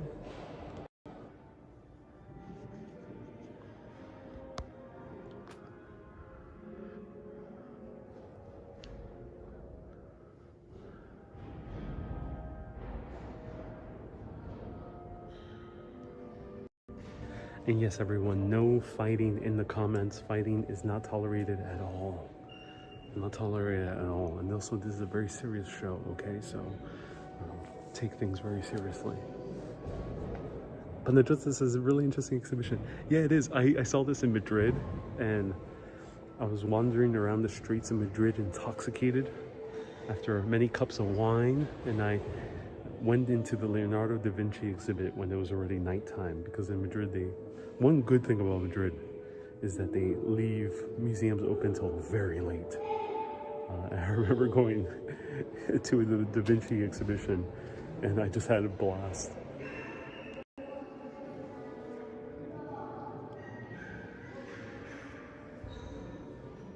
And look, a confessional booth right behind it.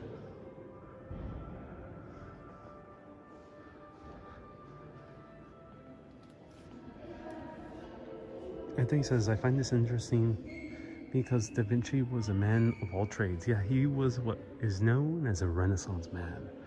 He did so many things. Benedetta says, as an engineer, it feels like a playground in here. Yeah, you get to see kind of the very first ideas of the Industrial Revolution here. Wow. There's a kid really banging a lot. Damn, what is this kid doing? It's like slamming things. That's funny.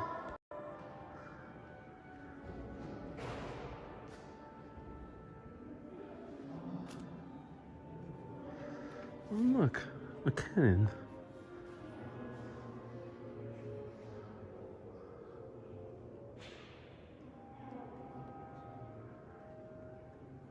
Hey, Mighty Bull, thank you so much.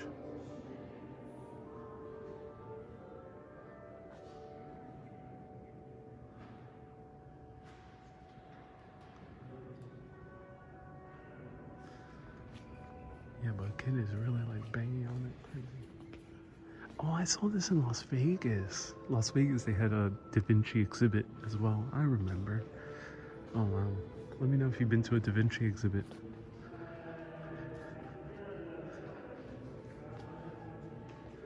Let's go into this room. Uh-oh, what's in this room? A room of mirrors. Uh-oh. So here's an interdimensional portal. You walk inside, and you're transported back into Venice during the time of Casanova. So let's go.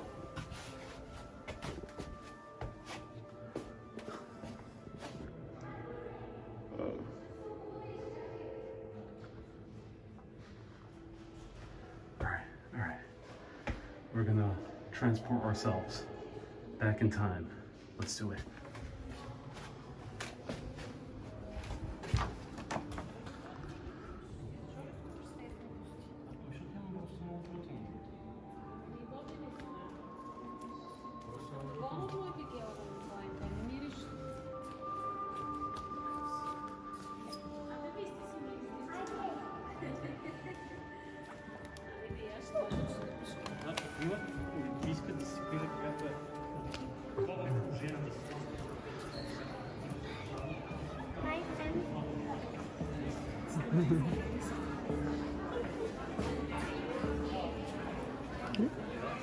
Grazie.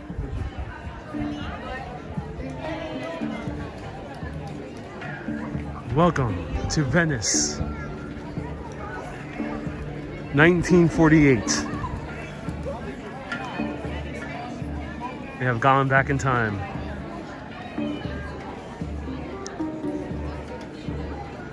The steel drums are out. Because of course that was the music of Venice back in the 1940s.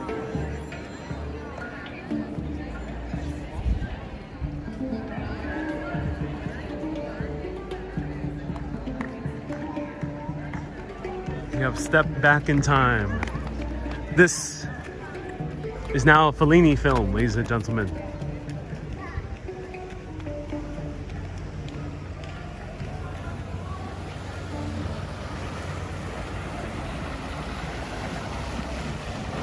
Now Ariel must restore the broken timeline, says Fila.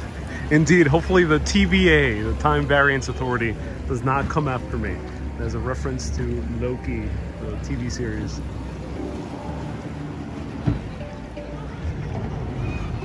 Doesn't this look like a postcard, ladies and gentlemen? Literally a postcard from the 40s.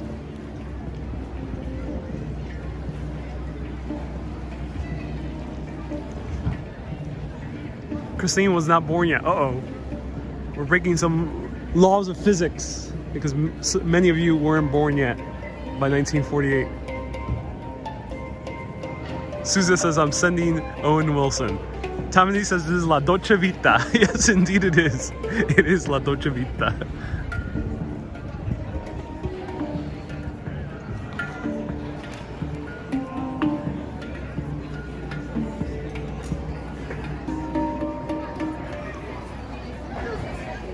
Sil says, yes, a postcard from the 40s, but people have iPhones. You didn't know there was iPhones in the 40s?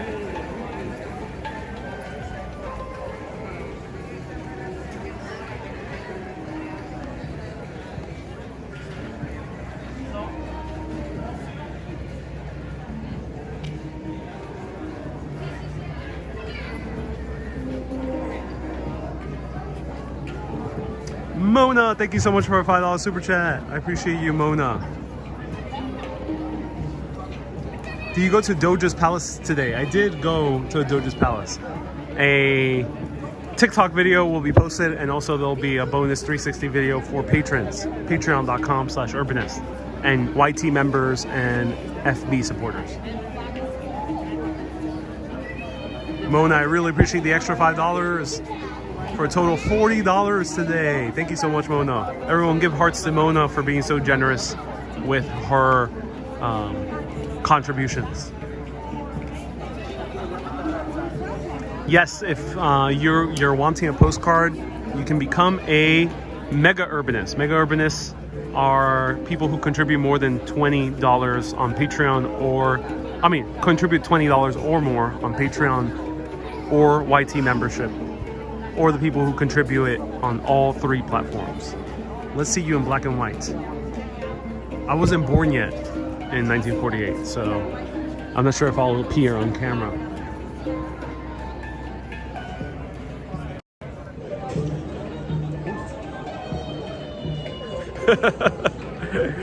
I literally look like a character in The Bicycle Thief.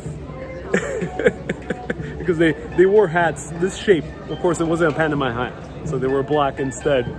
But yeah. And Plum says the couple, yeah, indeed. And a fancier effect would be to watch this in negative format. It's your ancestor, indeed it is. My ancestors did wear Panama hats because it was popular in Puerto Rico back in the 50s, 40s, or earlier than that. My great-grandfather wore hats. And oh, look, it's the ancestor from the 1948. And yep, this is the church from the Last Crusade, ladies and gentlemen.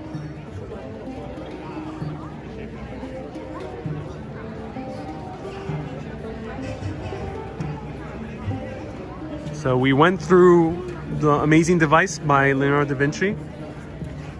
Looks like you're in the mafia. Yeah, it does a little bit.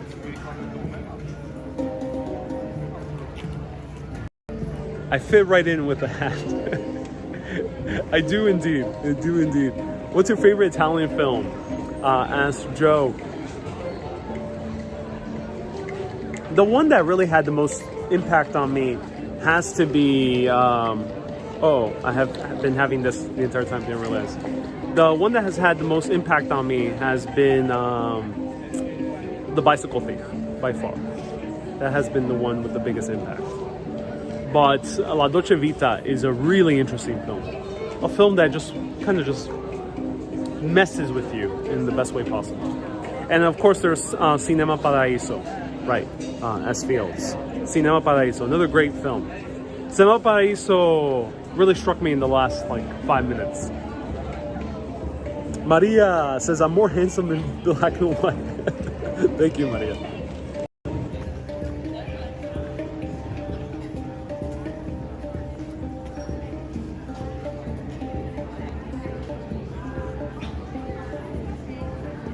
The Mighty Bull, thank you so much for $5. I appreciate you, Mighty Bull.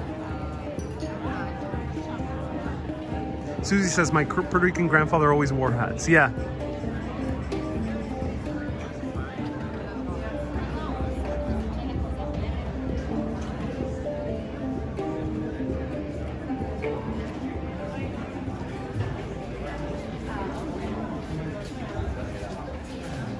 Franca says, I look like Raul Julia. Yeah, thank you. That is a big compliment. Thank you. He did wear hats as well, Raul Julia. Thank you.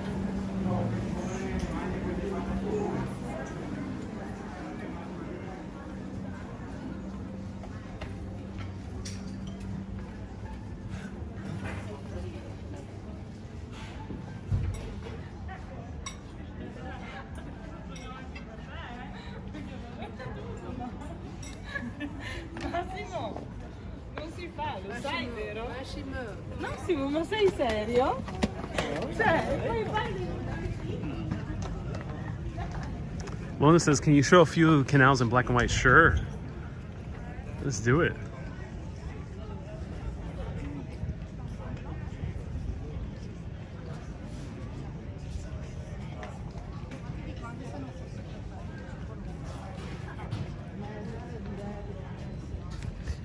Because there's no people walking through, it's literally hard to tell what era we're in.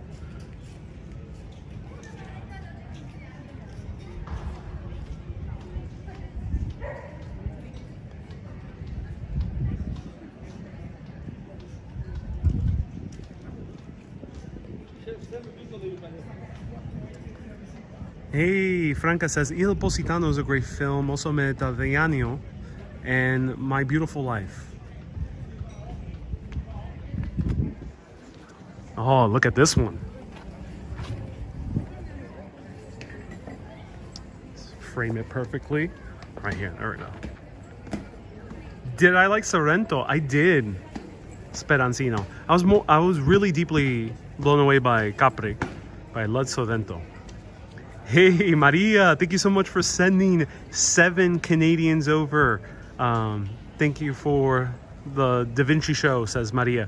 My pleasure. So happy I could show you a little piece of Da Vinci here in Italy.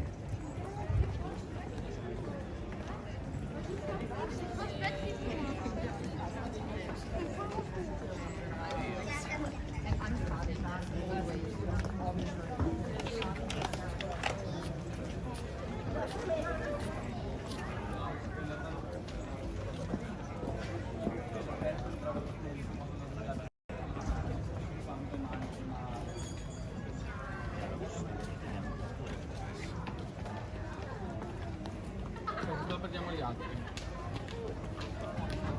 Perché camminiamo lenti, noi vediamo quando girano destra o sinistra.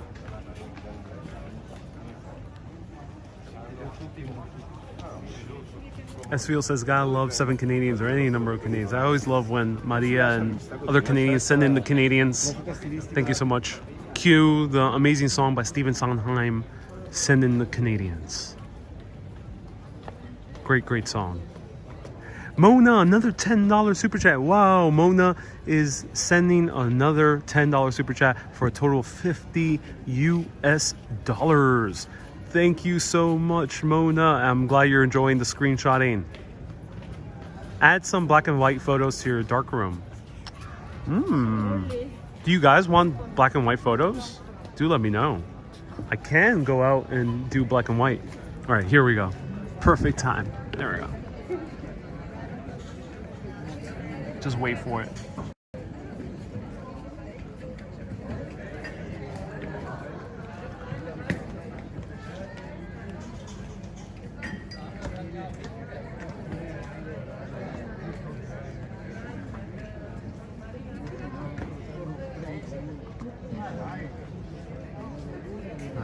for it, wait for it, wait for it. And there we go. There we go.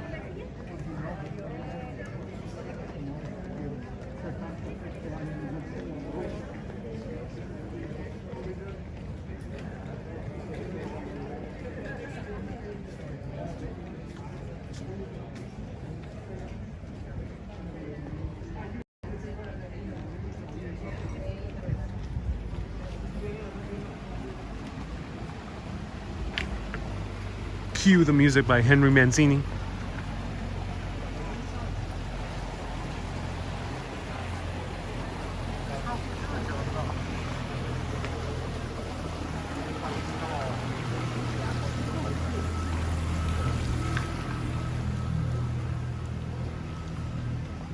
Wow.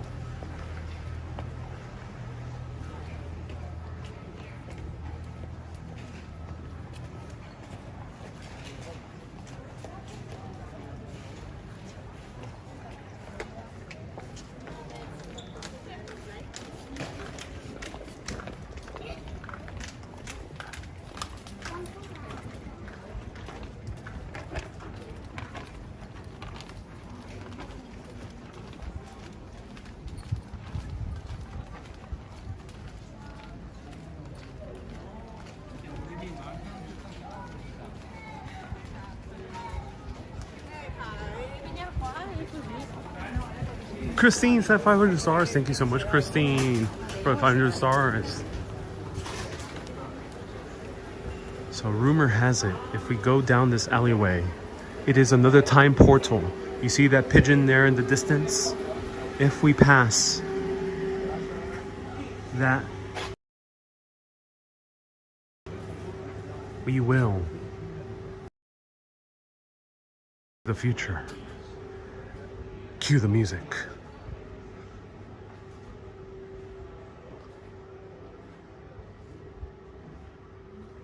Vincenzo the Venetian pigeon is leading us back to an age of color. Are you guys ready?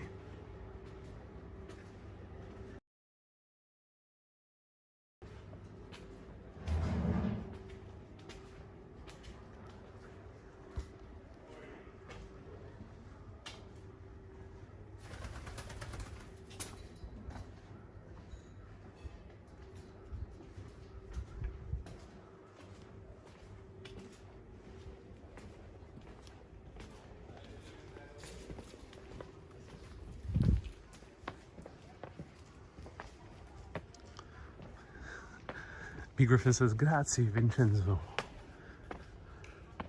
Wow.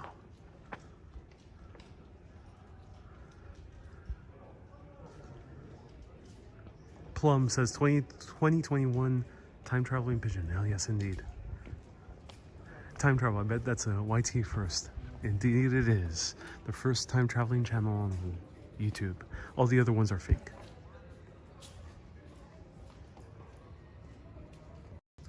So yeah, Vincenzo indeed does travel back in time. Yes, Vincenzo is a time traveler, pigeon. He doesn't let Bob or anyone else use his techniques, but maybe one day we'll follow Vincenzo's, the Venetian's pigeon's time travel technology that he learned back in the 1700s hanging out with Casanova.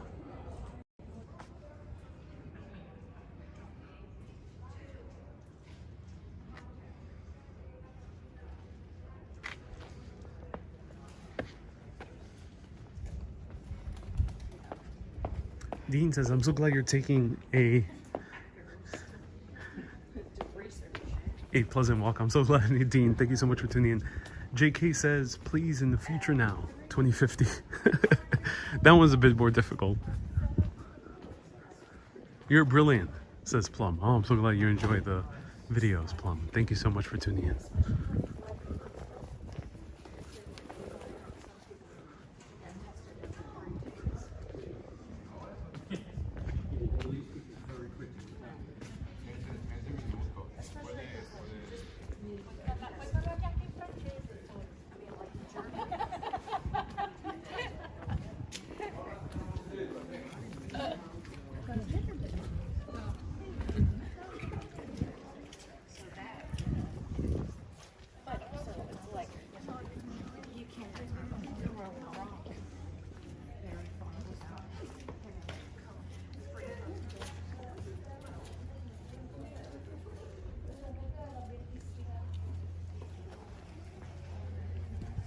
I wonder if the tide rises to invade the houses, says Jau.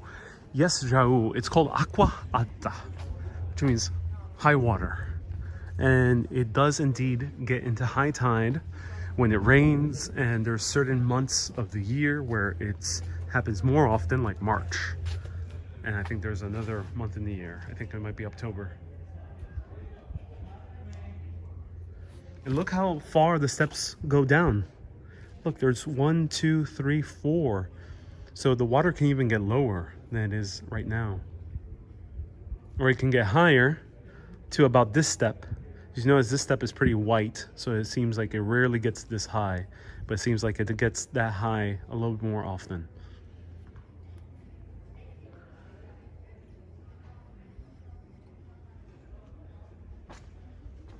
Wow, it's so cool to come back to the backsides of Venice.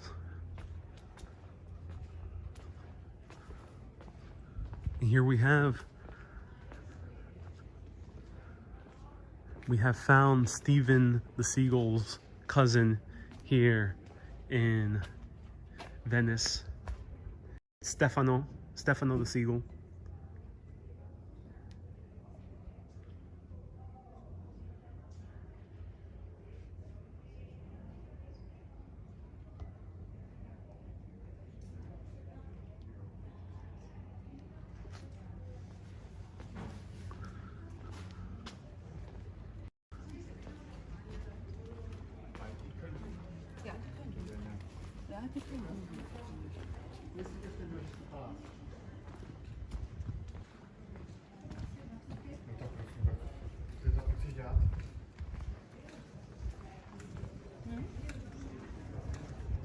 And Wendy, yes indeed, these are indeed the backsides of Venice. The fannies of Venice. The bum of Venice.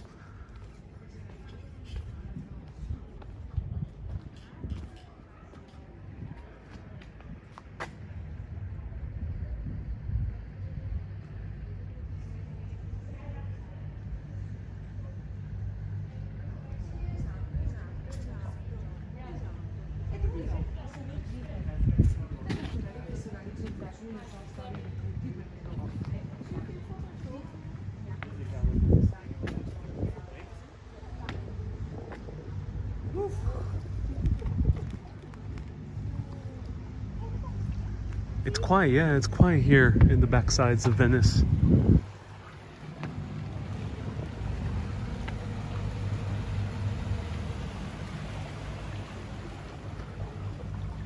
Where's the people? They're all at Piazza San Marco. So these neighborhoods are known indeed for not being that full, and that has been the case for centuries.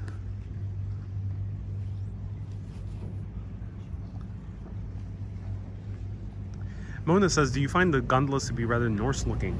That's a good question. There appears to be a rather Norse influence, yeah, because they're very pointed. They have developed their own identity in the past few centuries, but yeah, they do have a rather Norse looking appearance.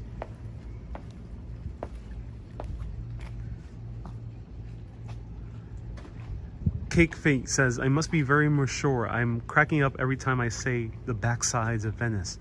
What's so funny, Cake Fate? This is a very serious term used by travel professionals. We are at the backsides of Venice, and soon we'll be going through the back door of Venice.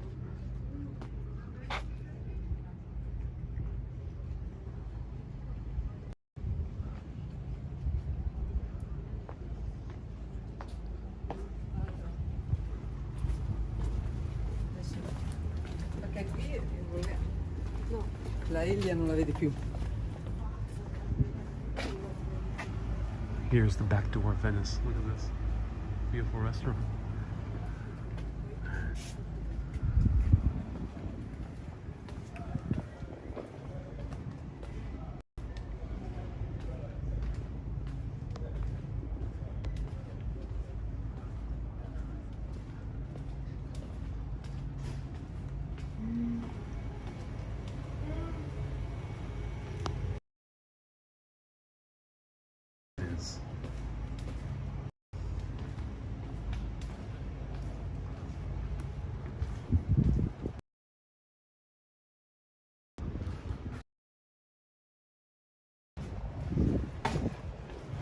see the light. Oh, okay, just the Grand Canal. And here we are. The Venetian Lagoon with the gigantic sun. Look how big that sun is. That's a big sun. We're now away from the backsides of Venice. Now we're right in front of Venice. Is that Vaporetto? No, that's not Vaporetto. Where's the Vaporetto stop? Let's try to find it. Oh, I see a Vaporetto stop. Vaporetto stop.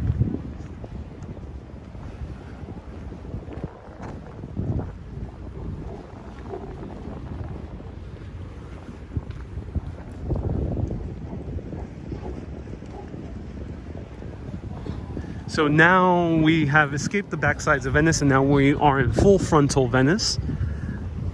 We're getting the full frontal view of this beautiful city.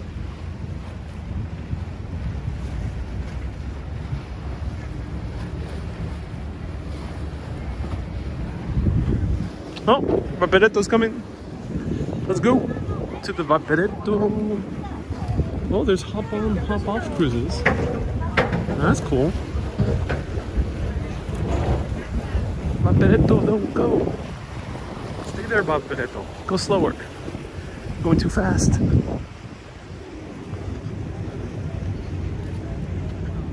My God, it's so beautiful. Yes, it is, Annabella. Yes, it is. It's gorgeous.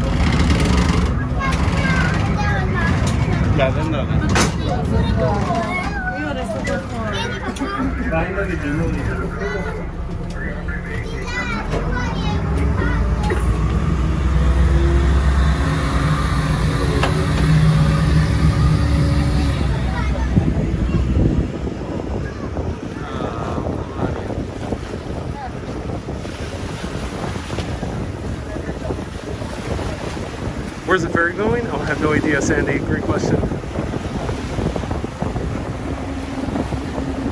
Hey, Griffin, no. I have an unlimited pass for 3 days, so I just swiped it. Very easy. Or, you don't need to swipe. You have to, like, tap it.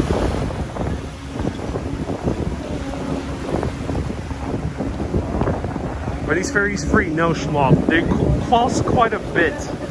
I think they're about €7 minimum, around there. The daily pass is €20. 3-day pass is €40.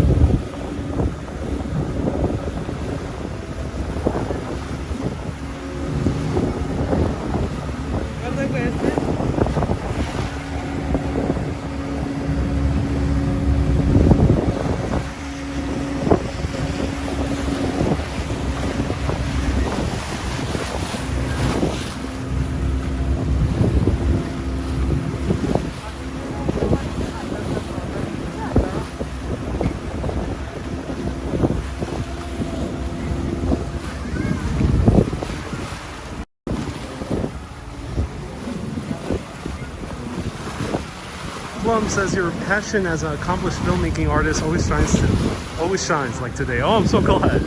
Plum, that's so happy to hear. Pretty fast moving boat. Oh yes, these are very, very efficient. Here at Spirito Santo.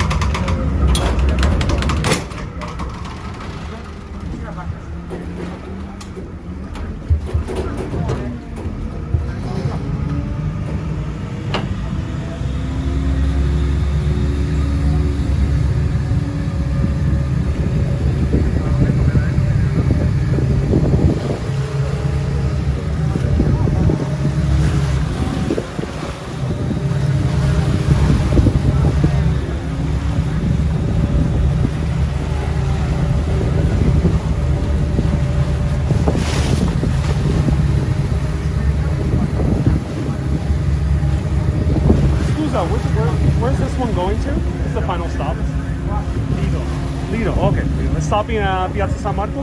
No? Does it stop again on this side? No? This is the last one. Okay. Giardini next stop. Okay, that's it.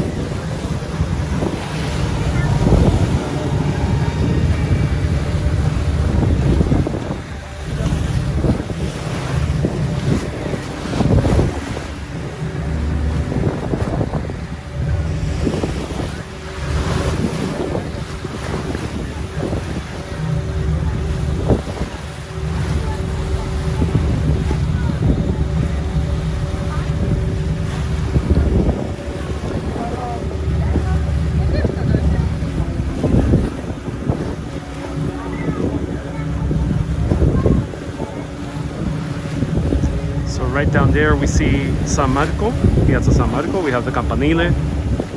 We have the Doge's Palace.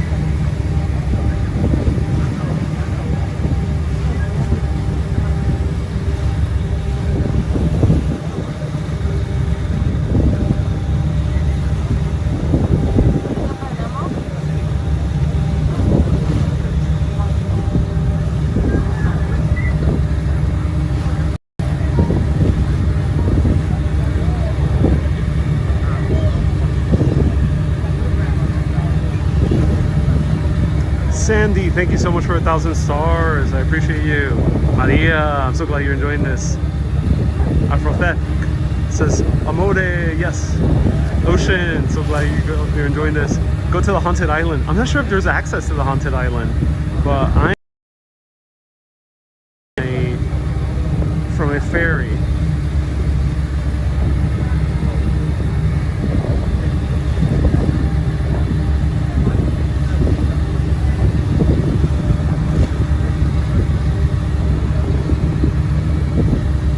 Is this where the cheese is grown?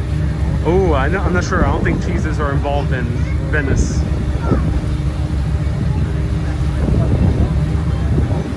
B Grip says there's a haunted island. There is indeed. Stay tuned. I'll talk about it. I'll find out if there's a way I can show it to you via ferry.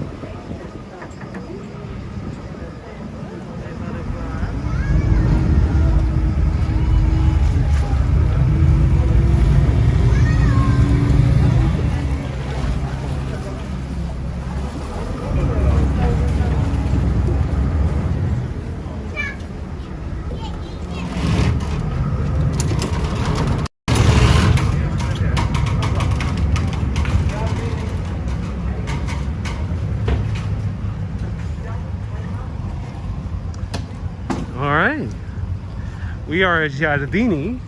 Don't know what's here, but Lido, maybe I'll go another day because it's a bit late, I think, to go to a very much farther away island. So let's check out Lido. Yes, Lido is the barrier island. So it protects the lagoon, and there's beaches at Lido. Mona, another $5 super chat. Mona has sent another $5 super chat for a total of $55. Thank you so much, Mona. San Marco in the distance. It seems like it is possible to walk to San Marco from here. So that's good news.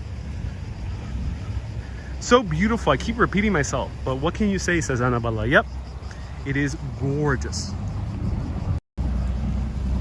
Maravilloso.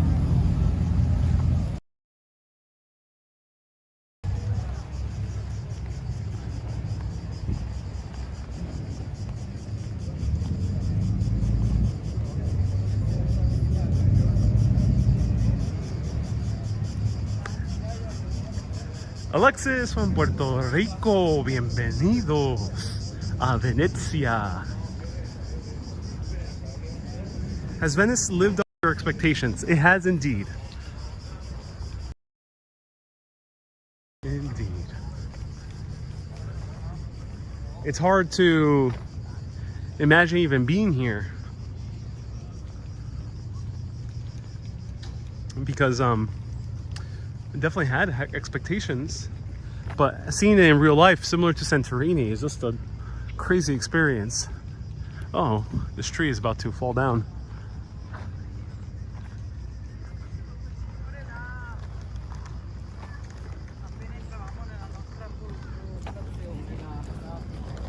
So we're in the Biennale area, and apparently there's Biennale stops here. And the Arsenal is nearby as well. So it says go this way. So we shall go this way. We shall see what lies in the depths of Venice. Welcome to the depths of Venice, everyone.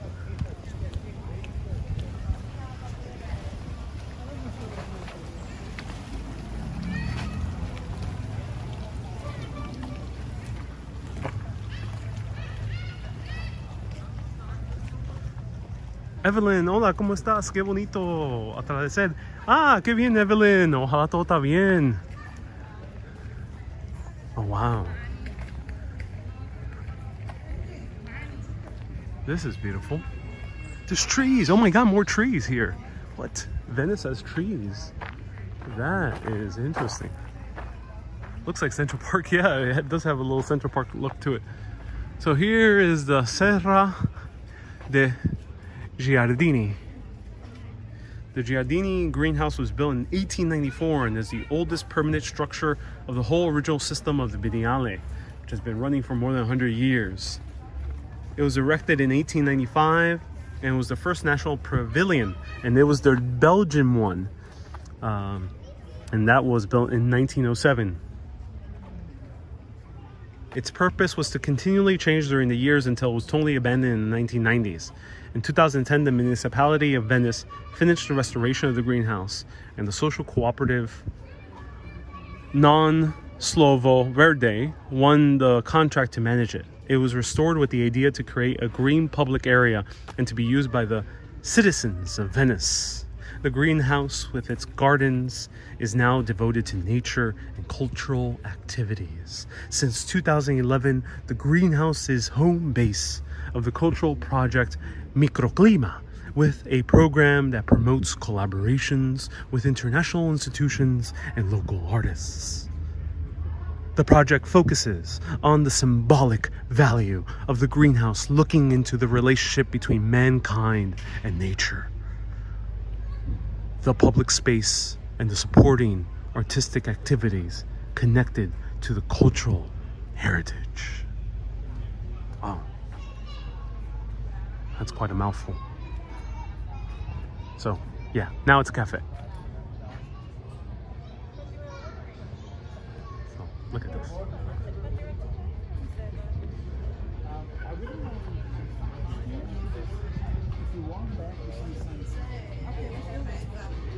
How beautiful.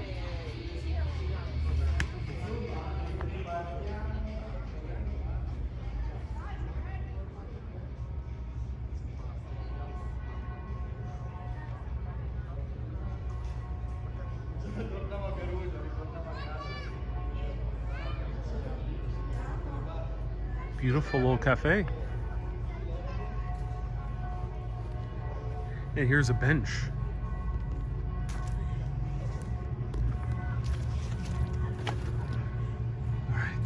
All right, everyone, bench test time. Let's try out an official Venetian bench. Well, Belgian bench. A Belgian bench in Venice. There we go. It's the name of my next memoir. A Belgian bench in Venice. Right here at the Belgian National Pavilion in the Biennale. So if you don't know what Biennale is, Biennale exposition. And inside all these architectural expositions, there's art as well. For example, Picasso presented here once. Andy Warhol presented in the American Pavilion. And there's been many famous artists. Roy Lichtenstein also, I think, presented here as in behalf of America. A Belgian bench in Venice. And this is rather beautiful. I love the views. There's coffee nearby. No bird poo. There is a lemon tree.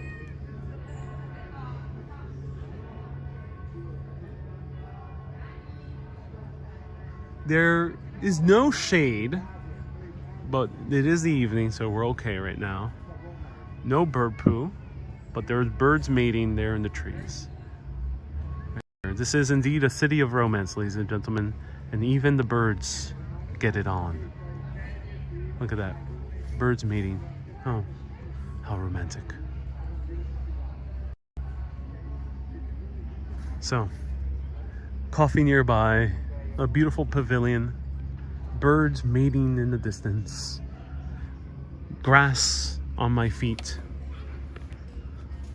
and plenty of space to enjoy this bench.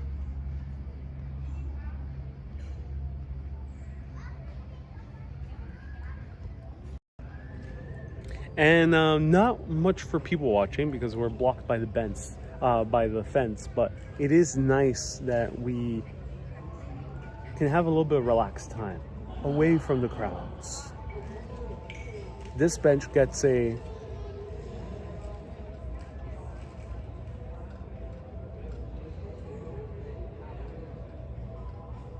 7.9. This is a 7.9 bench, a very worthy bench. A bench that deserves to be sat on. So highly recommend coming to this Belgian bench in Venice. 7.9 out of 10.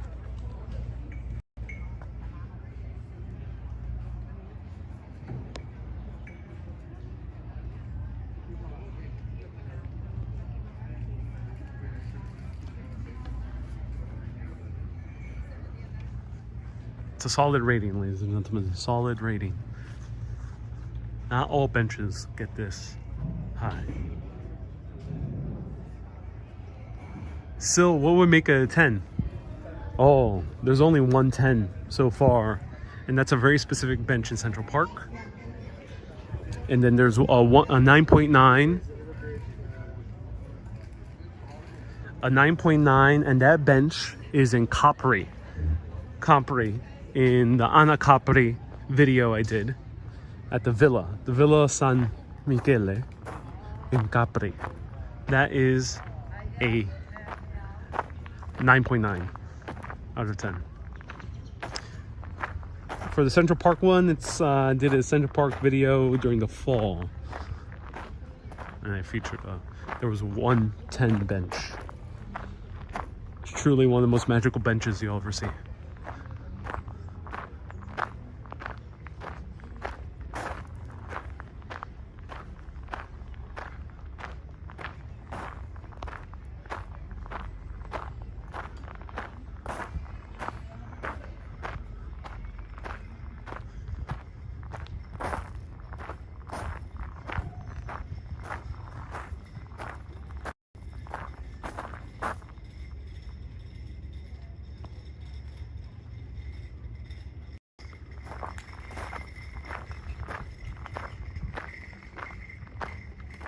Alicine, are you Fellini's last grandson? No, I'm not related to Fellini. Regrettably so. It'll be very interesting to be related to that filmmaker, but no, I am indeed not related to the great Italian filmmaker himself, Fellini.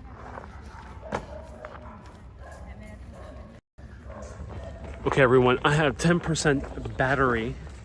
Let me know if you want to continue for a little while, since we're already in this neighborhood and this is the Biennale. Let me know if you want to continue for a little while, and if you do, I will hook up to my battery pack. If not, I'll end it right here and I'll see you tomorrow. It's okay. You can say no. You can say, oh, I'm a bit tired. You can go home. But if not, slam that like button right now. Slam that like button if you want me to continue featuring this neighborhood of Giardini and showing you parts of the Biennale, whatever I can show you at this time. I gotta go to dinner, says Eric. Oh no, not Eric, someone else said that. Please plug in the battery, says Eric. LV says, yes, please. Mona says, please keep going. Mona was so kind enough to sponsor a huge chunk of today's trip with $55 US in tips and contributions. Thank you so much, Mona. All right. People have voted. Let me know if you're on Team Like, and on Facebook, let me know if you're on Team Share. Team Share on Facebook, Team Like on YT. And Twitch, just someone say hi, please. Please, Twitch. All I need is someone just to say hi. There's almost no one tuning in on Twitch. One day the tsunami will hit on Twitch and I'll be getting millions of concurrent views. Stay tuned. That'll happen on Twitch sometime. Yes, Susan and Panajotis are watching on Twitch. All right, here we go. We got a whole 2 viewers on Twitch. That's awesome. That is mission accomplished. Miss Fancy says, I'll go to Twitch. JV is also watching on Twitch. Oh, we got 3 people on Twitch. Yes. Yes, 3 people on Twitch. Numbers are going up on Twitch. Yeah. Soon enough, we're gonna have 1 million people on Twitch.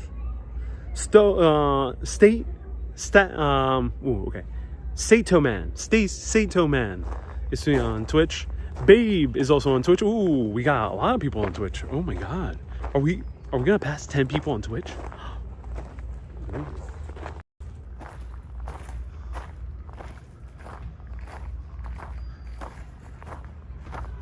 Tony says 1 million. Yep, it's gonna happen. I'll tell you, out of nowhere, there's gonna be millions of Twitch followers.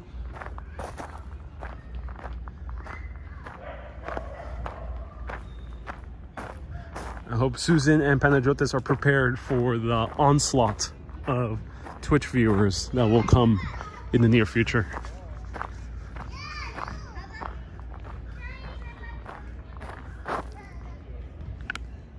Bear with me. Okay. Alicine says, please buy a rosary and pray for all of us. We are walking, eating and sleeping. You can never be alone dragging 400 children with you. I'm glad you're enjoying it. Alicine, thank you so much for being a supporter. Hey, it's Kenya is also watching on Twitch. Oh wow, we got a lot of Twitch viewers. Twitch are a bit shy.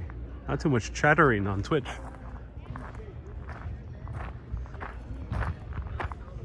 The Twitch tsunami will happen.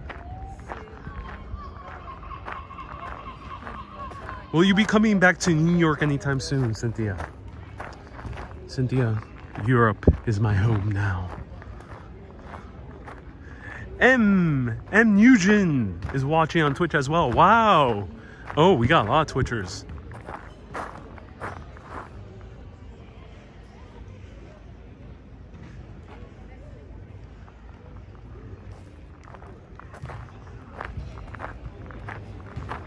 Alicine, again, thank you so much for this $10 super chat. That's so kind of you.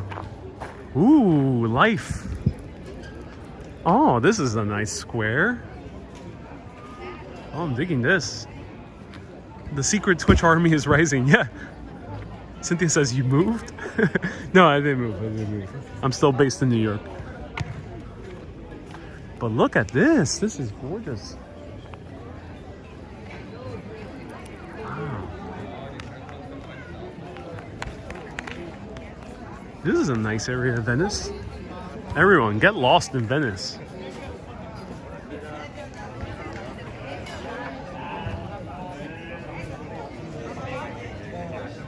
JD, you're loving this tour. I'm so glad you are.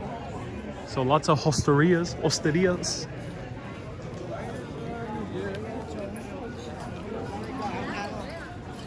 And here's the Biennale. I have a feeling, let's go towards the sunset because I think it'll be cool to show you a sunset view.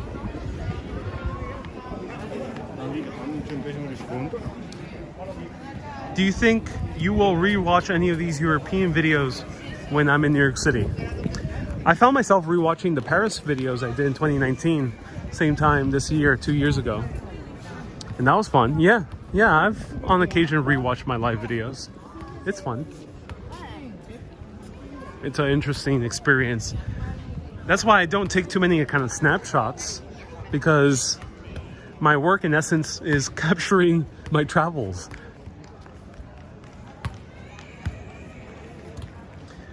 Alicine, when would you eat? The eating portion was already covered in this video.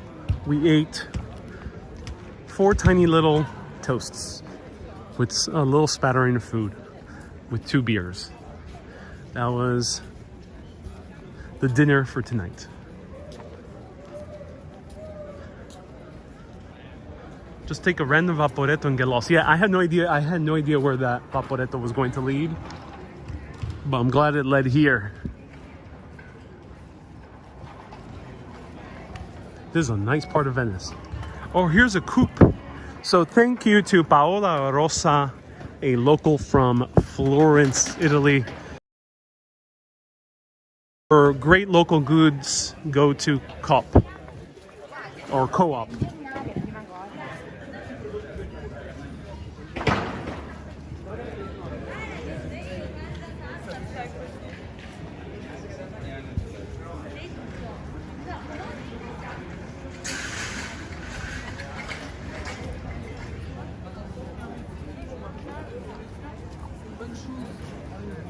This is nice. I like this because this feels more like other Italian cities where everything is much more wider. Hey, Mike Nugent, thank you so much. Oh, Mike, you're also tuning in on YT. Thank you so much for the $5 super chat. I appreciate it. Mona says, when you do rewatch your videos, do you want to capture things differently the second time around? Yes. So for me, when I rewatched my Italy videos of 2019, I thought to myself, I really enjoyed the history I went into, but I wish I would have wandered around more. And I'm so happy I am now doing this for Italy, mostly wandering around rather than kind of just sticking to the historical spots. And while I do love telling stories about history, I kind of love the random adventures that happen. Like today, we just we bump into history. We end up bumping into random fun times by getting lost.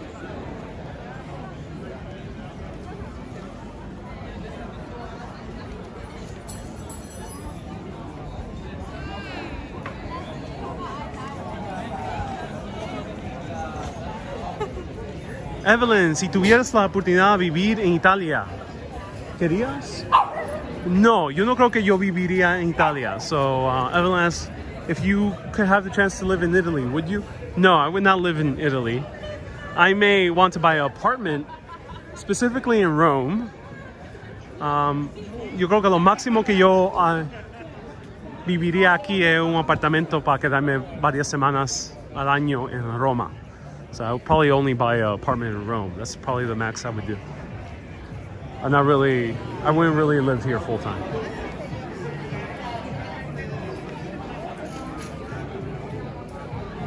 Hey, Mona says, I also love the creative energy you put into the way you change the focus and how you pan. I'm so glad you noticed that. Thank you so much, Mona. That's so awesome that you noticed my filmmaking skills at work. I don't randomly point the camera anywhere. I paint the images of these real-time live videos with my camera movement like if it were the brush strokes on a painting by Giotto.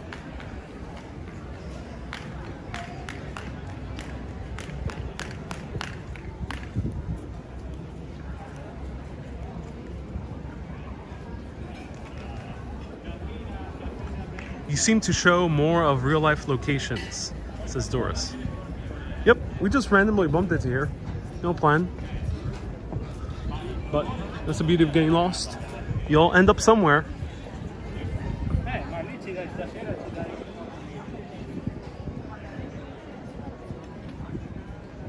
A lovely area, yeah. And lots of food options here. And the food options look very nice, I gotta admit. They do look nicer. A lot of tourists here, but it seems a bit more kind of settled in, maybe?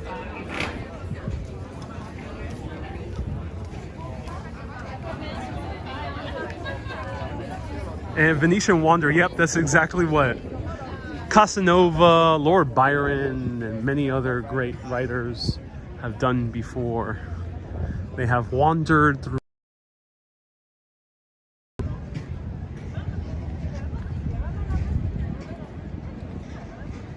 the Venetian Wander.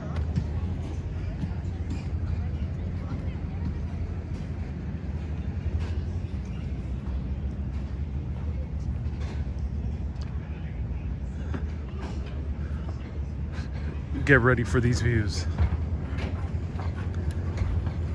Lisa says that's Italian, talking with your hands. Indeed.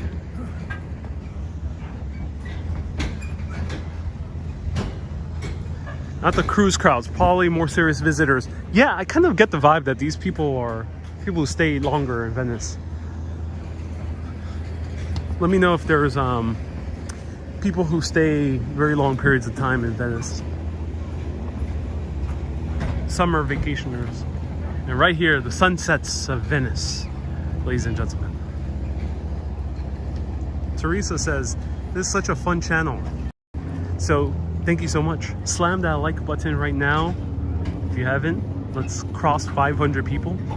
Very impressed with the signal strength here in Venice. Yep, luckily we don't have mountains blocking our views, blocking our signal. And generally there is great signal everywhere.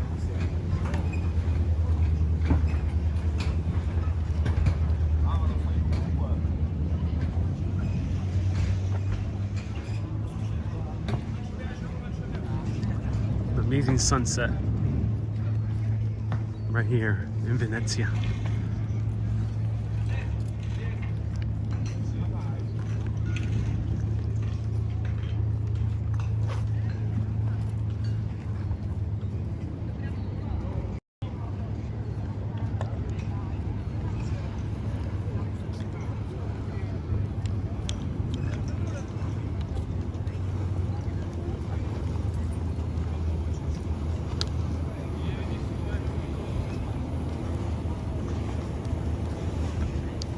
Try a Bellini. Yeah, I will look into Harry's Bar. If I'm gonna try Bellini, might as well try the original Bellini stop.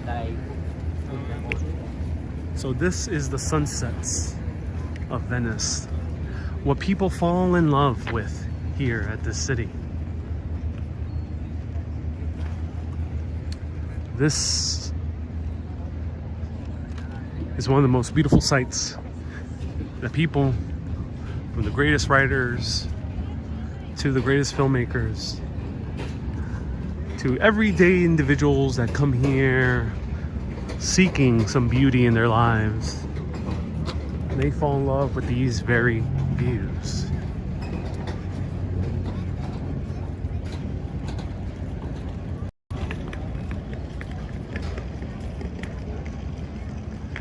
bellissima.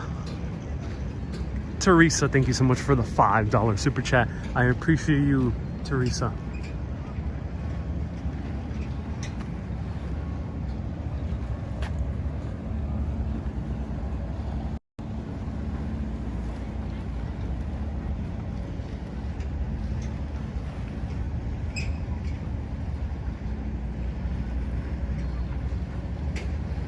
Mona, another $3 super chat. Mona is now giving a total of $63. Thank you so much, Mona. That's so kind of you.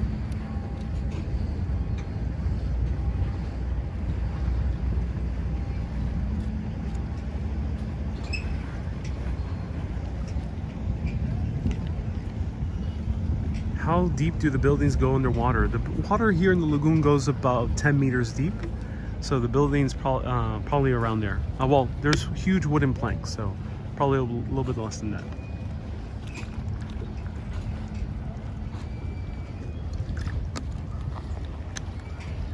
Mona has been so nice in giving a total of $63 US today.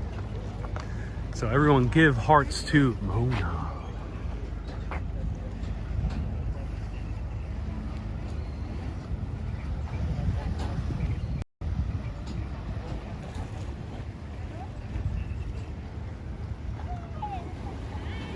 Lauren, thank you so much for the 200 stars. Teresa, thank you so much for a $5 super chat. Take a gondola, please. See the video from yesterday for the gondola ride. Mona says this was a wonderful day with you, among many, Ariel. Thank you very much. My pleasure, Mona. So happy that you've been enjoying these videos. Now the sun is disappearing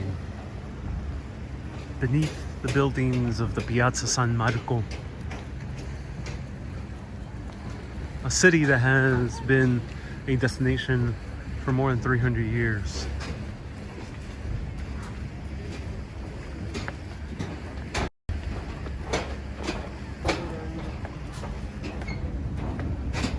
It moves so fast. So yeah, the sun wants to grab a aperitivo soon. The sun is wasting no time. Wants to go back to the bar to grab a nice Campari spritz. Annabella, would I live outside the US? Yes, I would. Most likely London.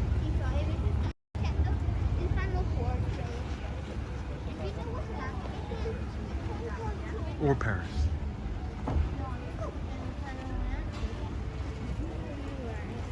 Will the sun ever be back, Ludo? That's the thing with the sun, you never know. This sunset may be the last.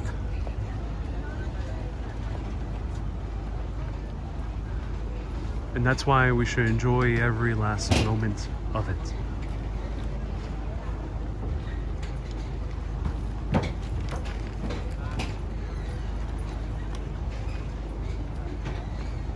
Have you drank any water today? Okay, why do you ask? Okay, I'm a beer diet. Beer and Aperol Spritz diet.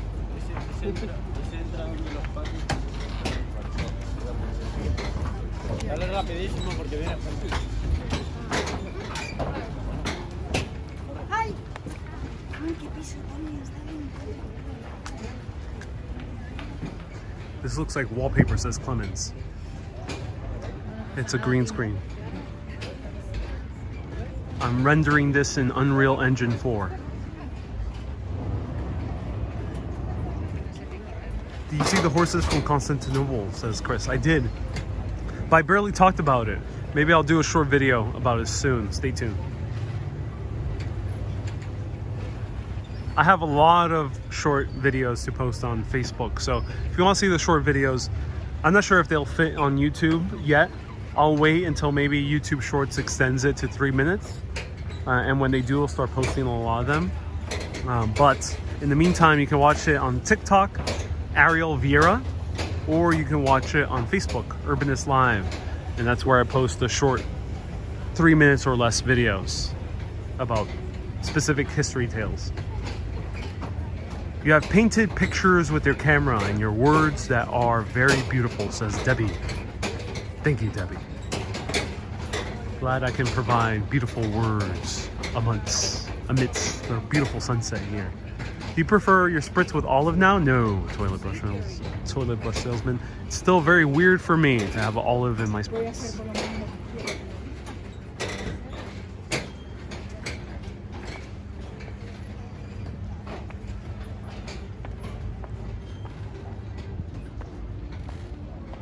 Is that the cathedral? Yep, that's the dome, the onion domes of the Cathedral of St. Mark, or the Basilica of St. Mark, with the stolen, smuggled body of St. Mark, the alleged stolen, smuggled body of St. Mark. I wonder what you will be eating for dinner tonight. I don't know. If anyone has a recommendation for a place nearby here, do let me know. Thank you so much, Kay.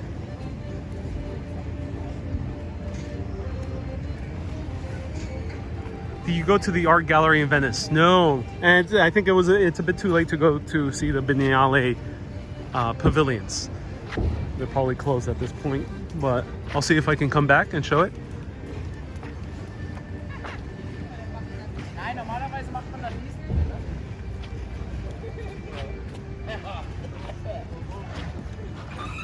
Miss Lob says it's a tourist trap.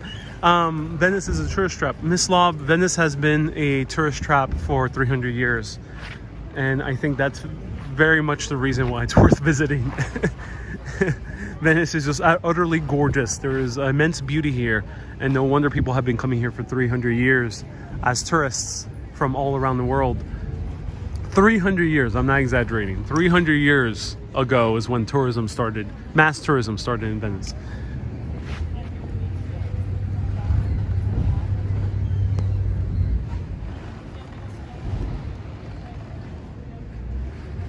So, you know, Florence to me is a city that feels like a museum. And Venice is also a city that feels like a museum. And if I were to choose a museum to visit, it would be Venice. Second choice would be Florence. If you want a city, go to Rome or Napoli. If you actually really want a proper city, then go to Naples, Napoli. That's a proper city. Rome is a quick, close second. Rome is kind of a mixture of museum and city. But Venice feels like a walkable postcard.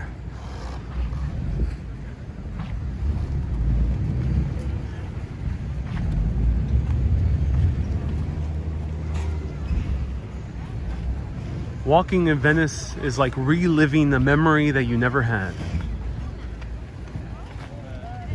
But for some reason, feels like you have always remembered.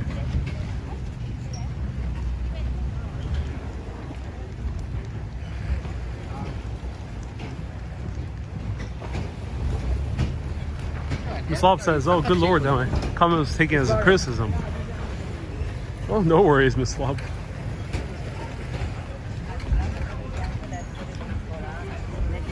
It's a fair criticism.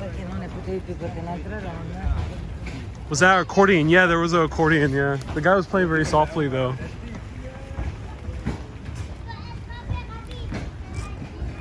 Chris says it's the city of Peggy Guggenheim. Yeah, Peggy Guggenheim indeed did establish a museum here. And she loved living here.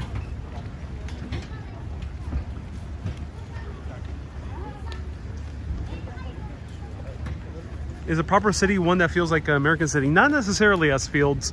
A proper city is a place where there is local life, there's local industry, there is things outside of tourism. Of course, Paris and New York are in the top 3 most visited cities in the world, but those cities are also cities.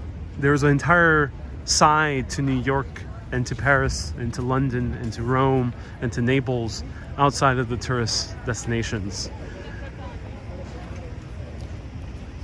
And while they are a big chunk, or if not the biggest chunk, there's still real local life in those cities.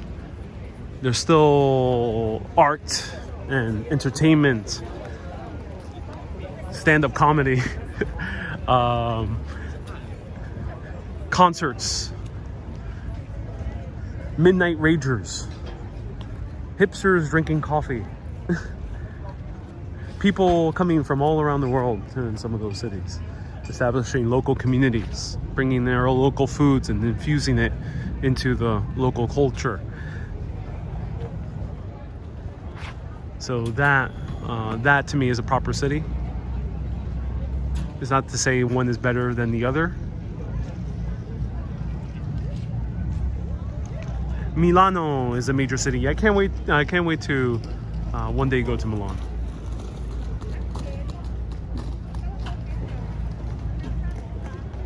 Franca asks, not including New York, what's your favorite part in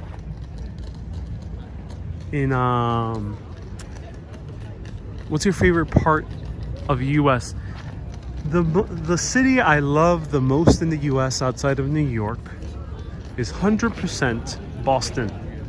Boston to me is the closest thing you can get to a European city in the US, from my opinion. Chris, thank you so much for 50 stars. Love that comment, a walkable postcard. Shayla, yes, my pleasure. You will like Berlin.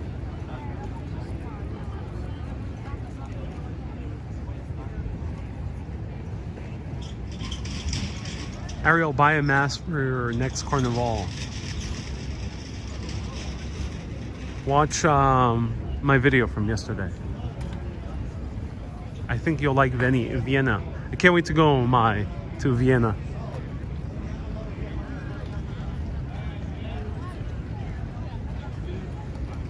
Ludo, thank you for the beautiful live streams of your adventures in Italy. Always nice to travel with you after a long working day. My pleasure, Ludo. You should make postcards from your pictures. You can buy prints of my photos at urbanist.darkroom.tech. urbanist.darkroom.tech. That is the website to buy prints of my travels. I have Greece. I soon will be uploading photos. Actually, very soon, I'll be uploading photos of the different cities I visited in Italy. Stay tuned.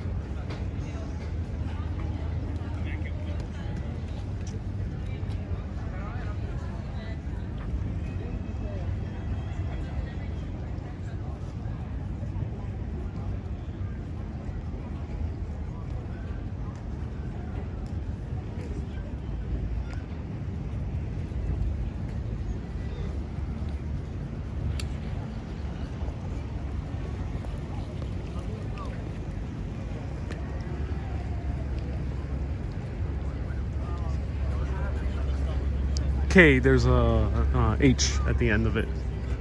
Tech with the H.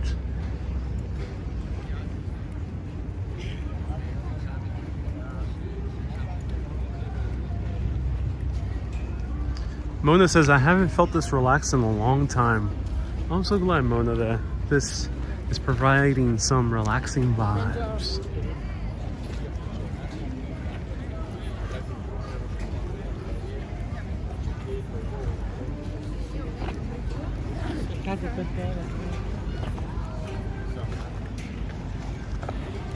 I see Panama hats. Yeah, these tourist sites, the kiosks sell a lot of Panama hats.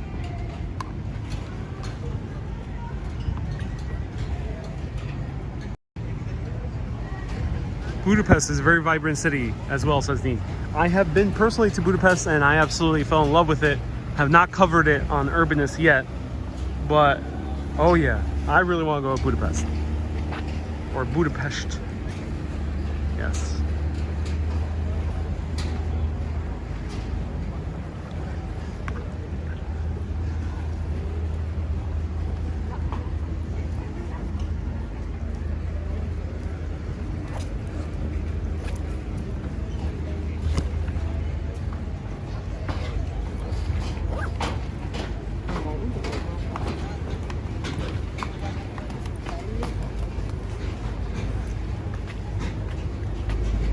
So there's bigger vaporettos. Look how huge those ferries are.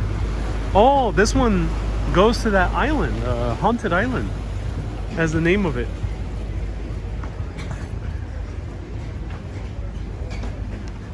Susie says you must visit Edinburgh.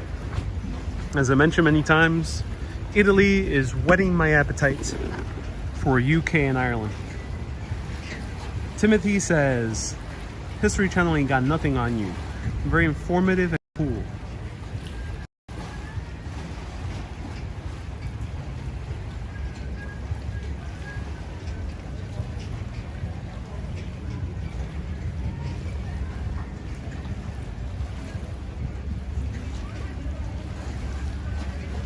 Plum says you're a humble, educated fellow sharing your trips and your filmmaking passion with us. Thank you. My pleasure.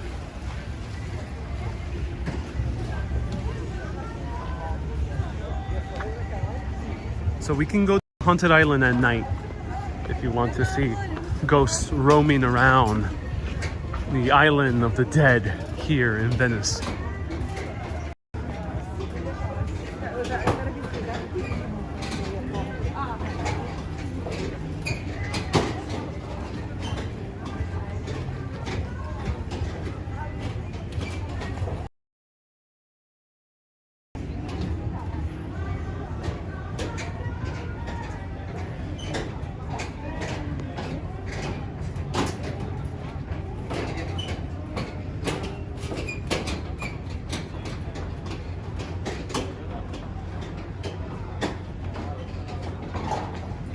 Do they have gelato in Venice? Yeah, you can find gelato everywhere in Italy.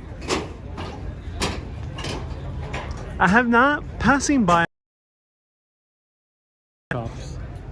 There's Vinci, which is nice, and Grom, which I think is pretty consistent. But I haven't seen that many others. Just wandering around.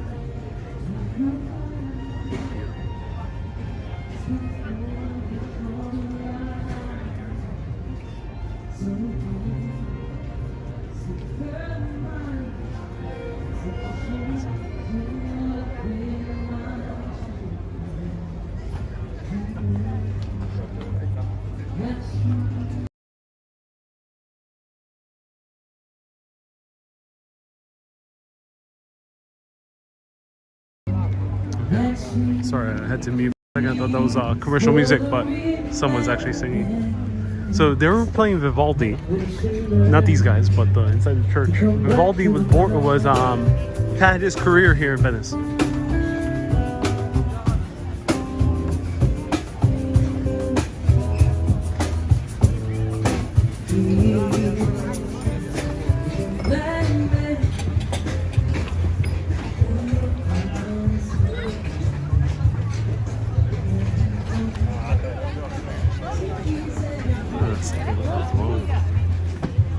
Bear with me.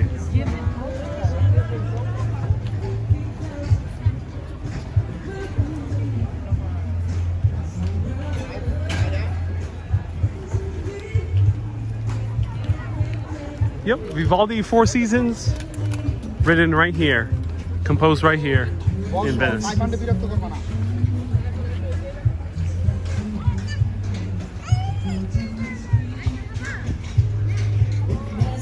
And look at the moon.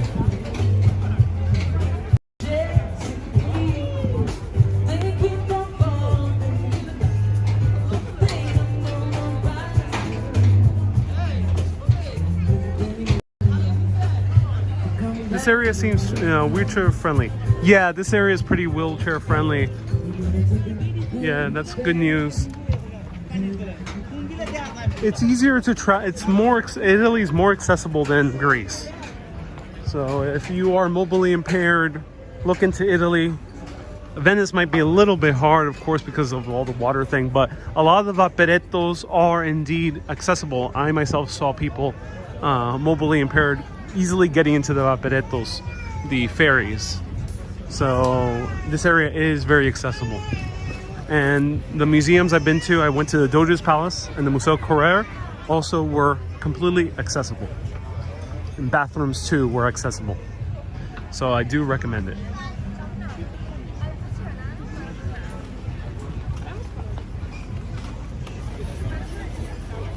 As evidenced by the person we just saw passing through.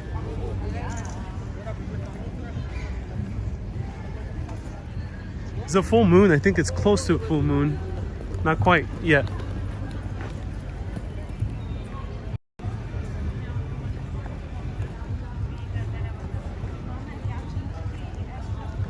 So Timothy says the orange glow of the horizon feels serene and surreal. So I'm so glad you used the word serene, because another nickname for Venice is La Serenissima, which means the most serene republic, or the most serene city. La Serenissima, the most serene.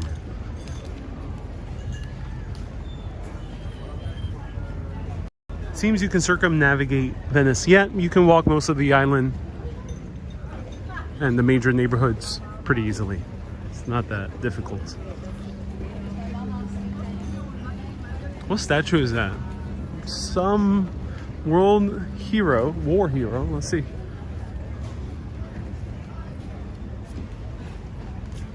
Let's see if there's a name plaque.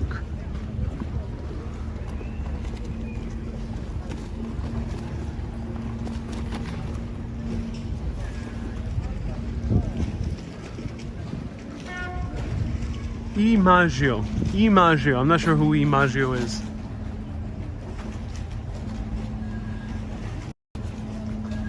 Let's explore the haunted island. Haunted island, we have to wait until the full moon, which will be tomorrow or the day after tomorrow. Let me know. When is the full moon?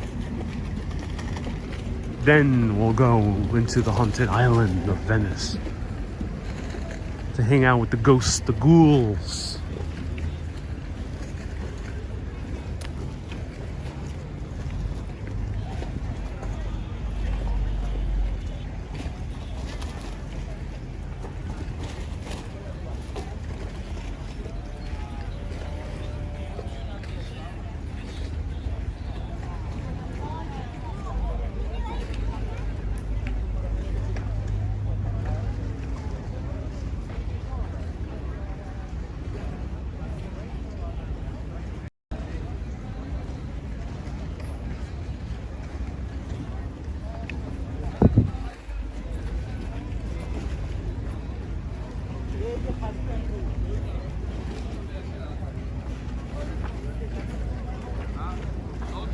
Gary says lots of unattended gondolas. Just go on a joyride.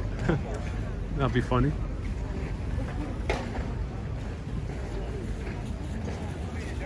It was the monument to Vittorio Emanuele II. Thank you so much. He unified Italy. Thank you. That was Vittorio Emanuele II. So the full moon is this Sunday. Thank you so much. Sunday. All right.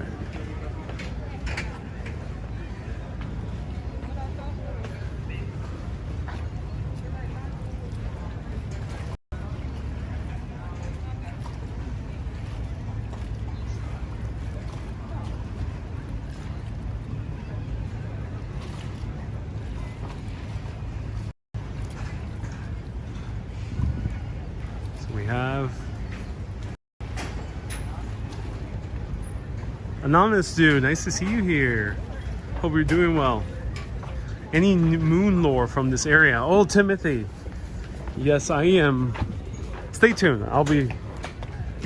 I'm seeing if there's any really good occult history here. I have a feeling there is. So here there's a good rooftop restaurant called Daniele. Hotel Daniele has a rooftop restaurant, which I'm tempted to visit.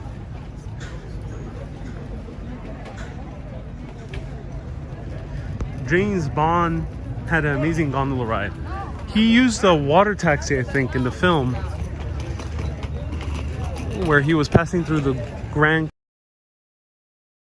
You're referring to From Russia with Love, that has scenes in Venice. So there's 2 James Bond films that take place in Venice. Let me know if there's more. There's From Russia with Love with Sean Connery, and there is Casino Royale with Daniel Craig, and the latter part of the film takes place here. Daniel Craig takes a water taxi in that film, but I think Sean Connery, let me know, takes a gondola ride. And he passes right through here. I'm about to show you.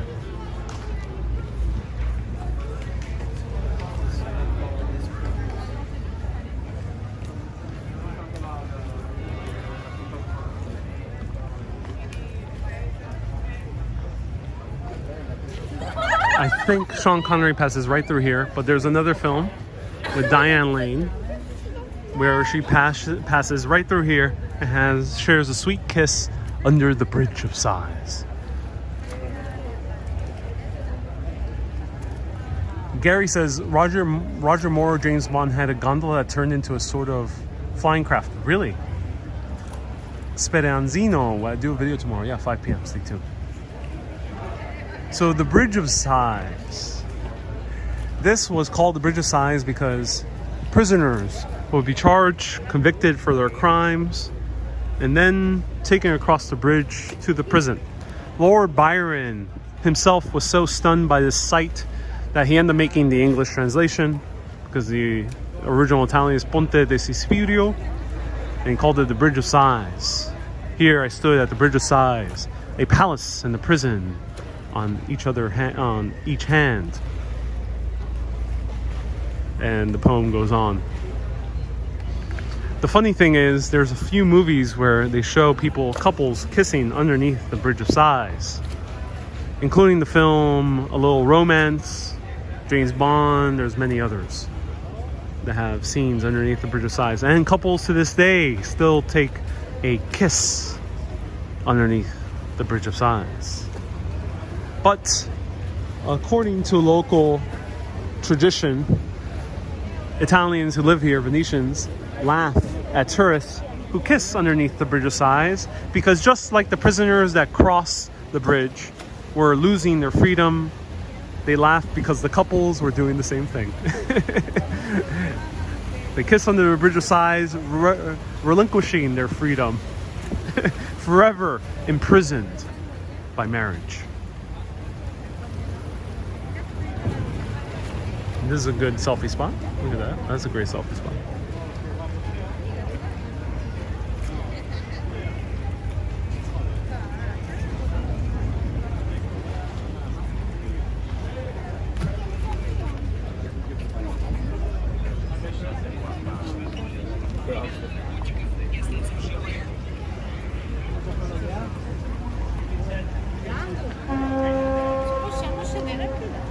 Interesting correlation, says Mona. Yeah.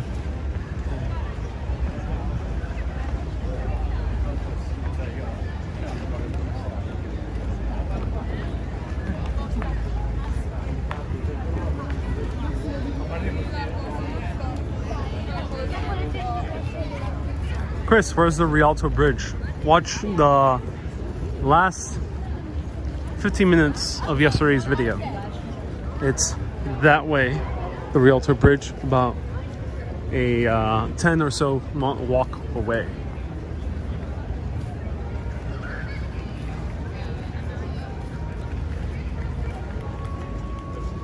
And yes, I paid 120 euro yesterday for the gondola ride. It was a 45-minute gondola ride or so.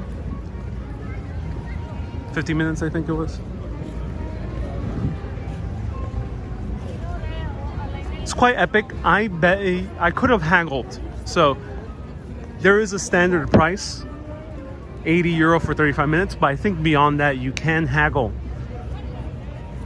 And I think people do haggle, so if you want to lessen the price, then do your best and find a gondolier that is willing to do it maybe €100 for 50 minutes, or maybe less.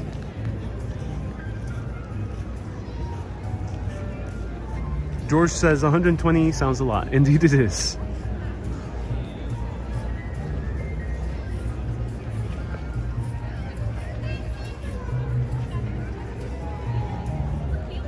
And we got the music playing.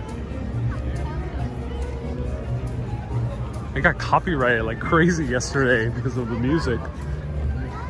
YouTube algorithm now can spot covers of songs, and I don't get money from it, don't get ad revenue. So you'll see ads on my videos when there's cover songs played. I am not receiving that income. But I do receive all the super chats and the stars and the PayPals.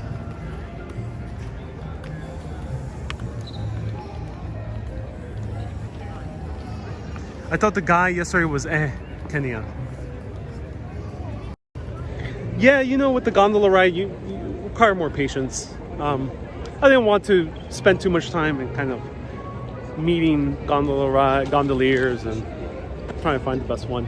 I don't know. I'm not really into that aspect of travel. I've never really been that type of person to kind of just chat with random people and try to get the best business out of someone. Let me know if you do that. So that's why I don't like usually going to countries where there's a haggling culture. Oh, I don't like that. I'm very American in that respect. You have a price. I prefer to know the price and have the service. That's all. So yeah, if you want to have the best gondola experience, then you might need to either you'll get lucky, or you might need to kind of chat with all the gondoliers.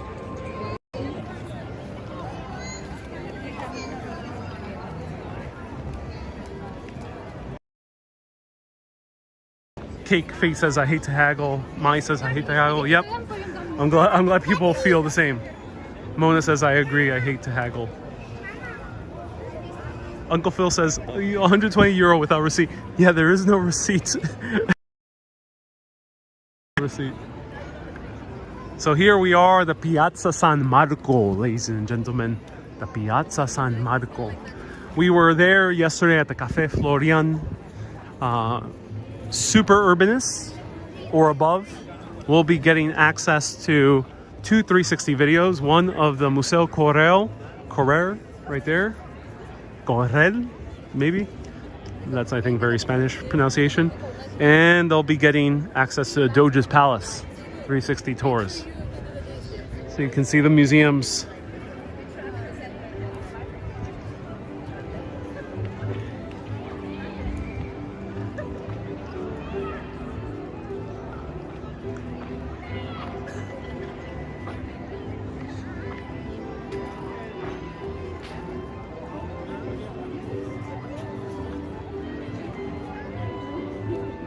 Oh, Miss Lob, can you select the gondoliers? You can. So yesterday I did go to a stand with a few gondoliers, and I kind of was just given one. The first guy even approached, did not want to be on video, so he passed me to Alessandro, who gave us a ride yesterday. But yes, you can choose. There are individual gondoliers all throughout the city. Again, it is regulated for 35 minutes, so at 35 minutes you're not going to get ripped off. But watch out with higher than that. I'm not sure what happens higher than that. Yesterday the guy gave me a price for 45 to 50 minutes, and that exactly was the price I paid at the end of the trip. However, you can find gondoliers and you can meet different ones, and you can gauge which one you want to really ride with.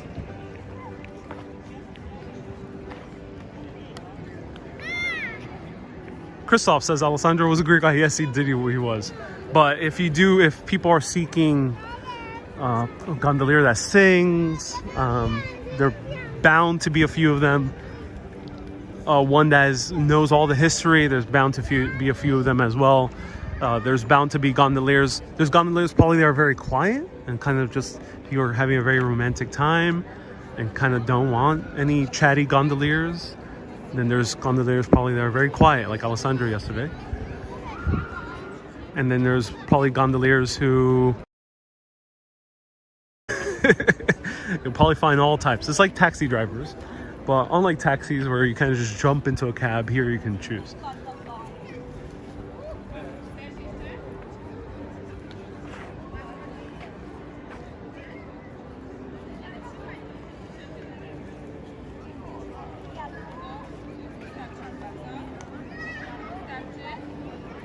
How much does the coffee cost here? Cafe Florian, the coffee is for espresso is $6.50, I think. For a doppio is $10.50. For a cappuccino is $10.50 as well. Euro.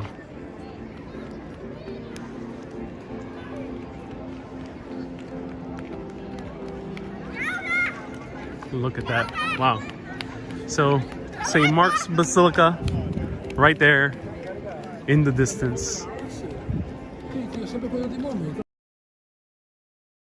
€6, yeah, but you pay for the view and you pay for the music.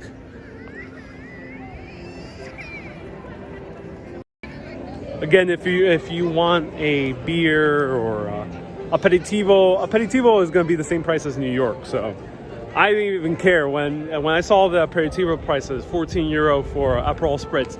That is expensive for Italy, but that is the good price for New York.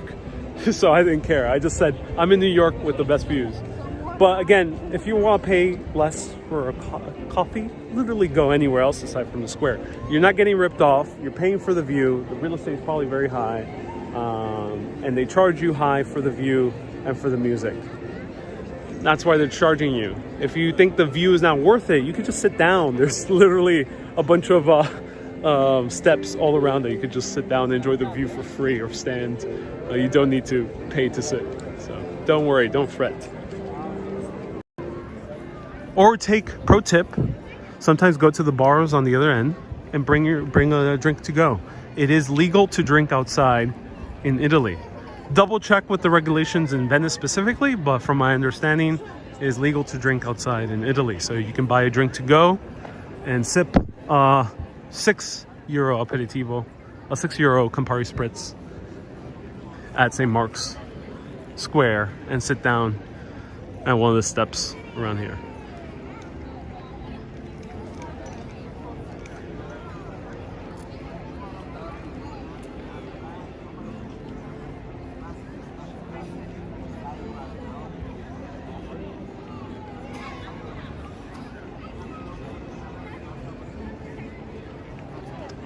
Charles says, yeah, you can use a gondola for €3 called traghetto.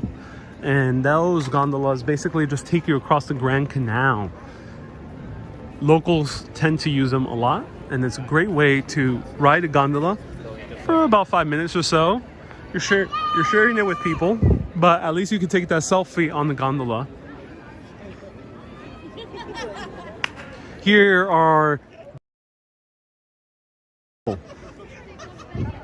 So there was a doge by the name of Enrico Dandalo. Enrico Dandalo was elected at a very old age, and he was also blind. Enrico was blind because he, before, was involved in fighting the Ottomans. Oh, not the Ottomans, sorry, the Byzantines.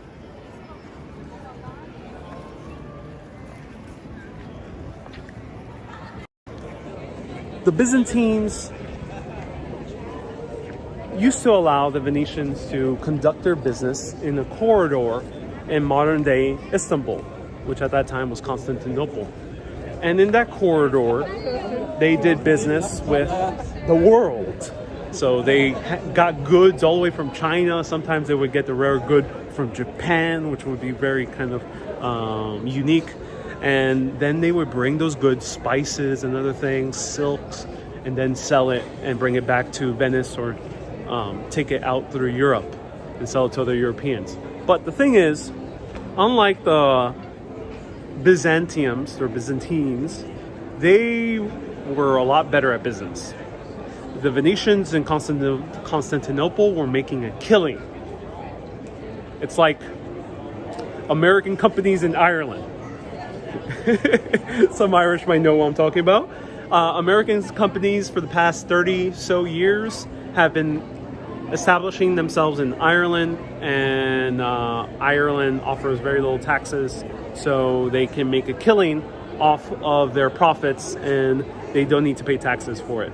So that's why companies like Apple, and there's many others that are technically based in Ireland. So the Venetians were doing that many centuries ago, and the Byzantine emperors were pissed because these guys were making way too much money to the empire.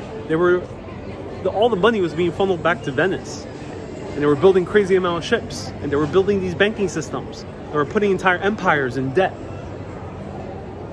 Well, they decided to shut down the shops and imprison all the Venetians in Constantinople, modern-day Istanbul. One of those prisoners was Enrico Dandolo, and he was a very successful merchant. But somehow, during this imprisonment, he went blind. Zoom many, many decades later. Enrico Dandolo is elderly, and he's blind, and he is elected the Doge. So he is the blind Doge. Enrico Dandolo wants his revenge on the Byzantine Empire. So he makes this scheme to say that he will fight a grand crusade and finance the other crusaders from other parts of Europe, but under one condition: that any land that they take over during this grand crusade, going to Muslim lands, they will keep those lands. It was a bold proposal because the Venetians, yes, they were putting in the money, but these other powers were providing the soldiers and the military might and the influence. But they relented, and they allowed these Venetians to keep the land that they decided to conquer. The thing is, Enrico Dandolo decided, wait a minute, actually, before we go to Muslim territory, let's take a detour to Constantinople. But again, Constantinople was not part of the Ottomans. Not yet. That comes later in the 1300s. It was still Christian. So Enrico Dandolo, the blind Doge, wanted to take over a Christian kingdom. And while many people were very nervous that they were doing this during the crusade, he managed to do it. So he went into Constantinople and took it down. Ended up taking over the Byzantine Empire. And there, Enrico Dandolo put the final death knell on the Byzantine Empire. It still continued being zombified after that. But in this war against Constantinople, under the guise of beating the Muslims, even though there were no Muslims in Constantinople, end up taking some booty. And that booty were these rare bronze horses that are on top of.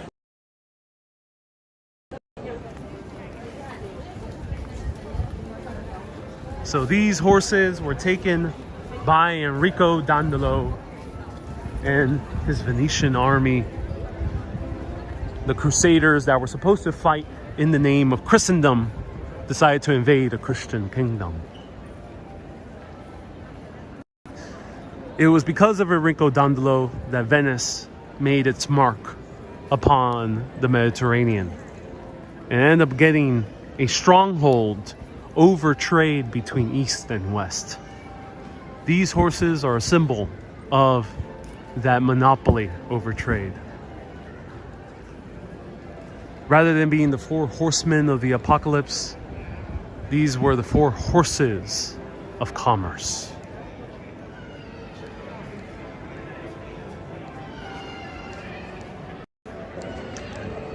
Everyone, I hope you enjoyed that story. Thank you everyone so much for tuning in. I really appreciate you watching these adventures. That was an epic journey all the way from San Polo. We did not manage to go to Villaggio de Eden.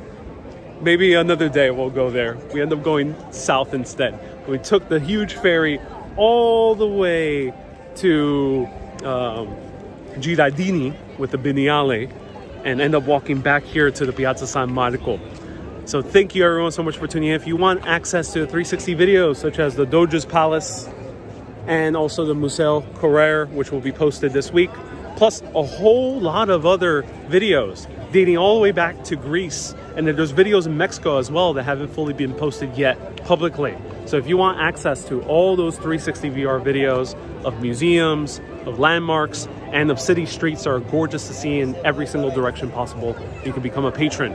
Patreon.com/Urbanist, or press that become a supporter button on FB, or press that join button on YT.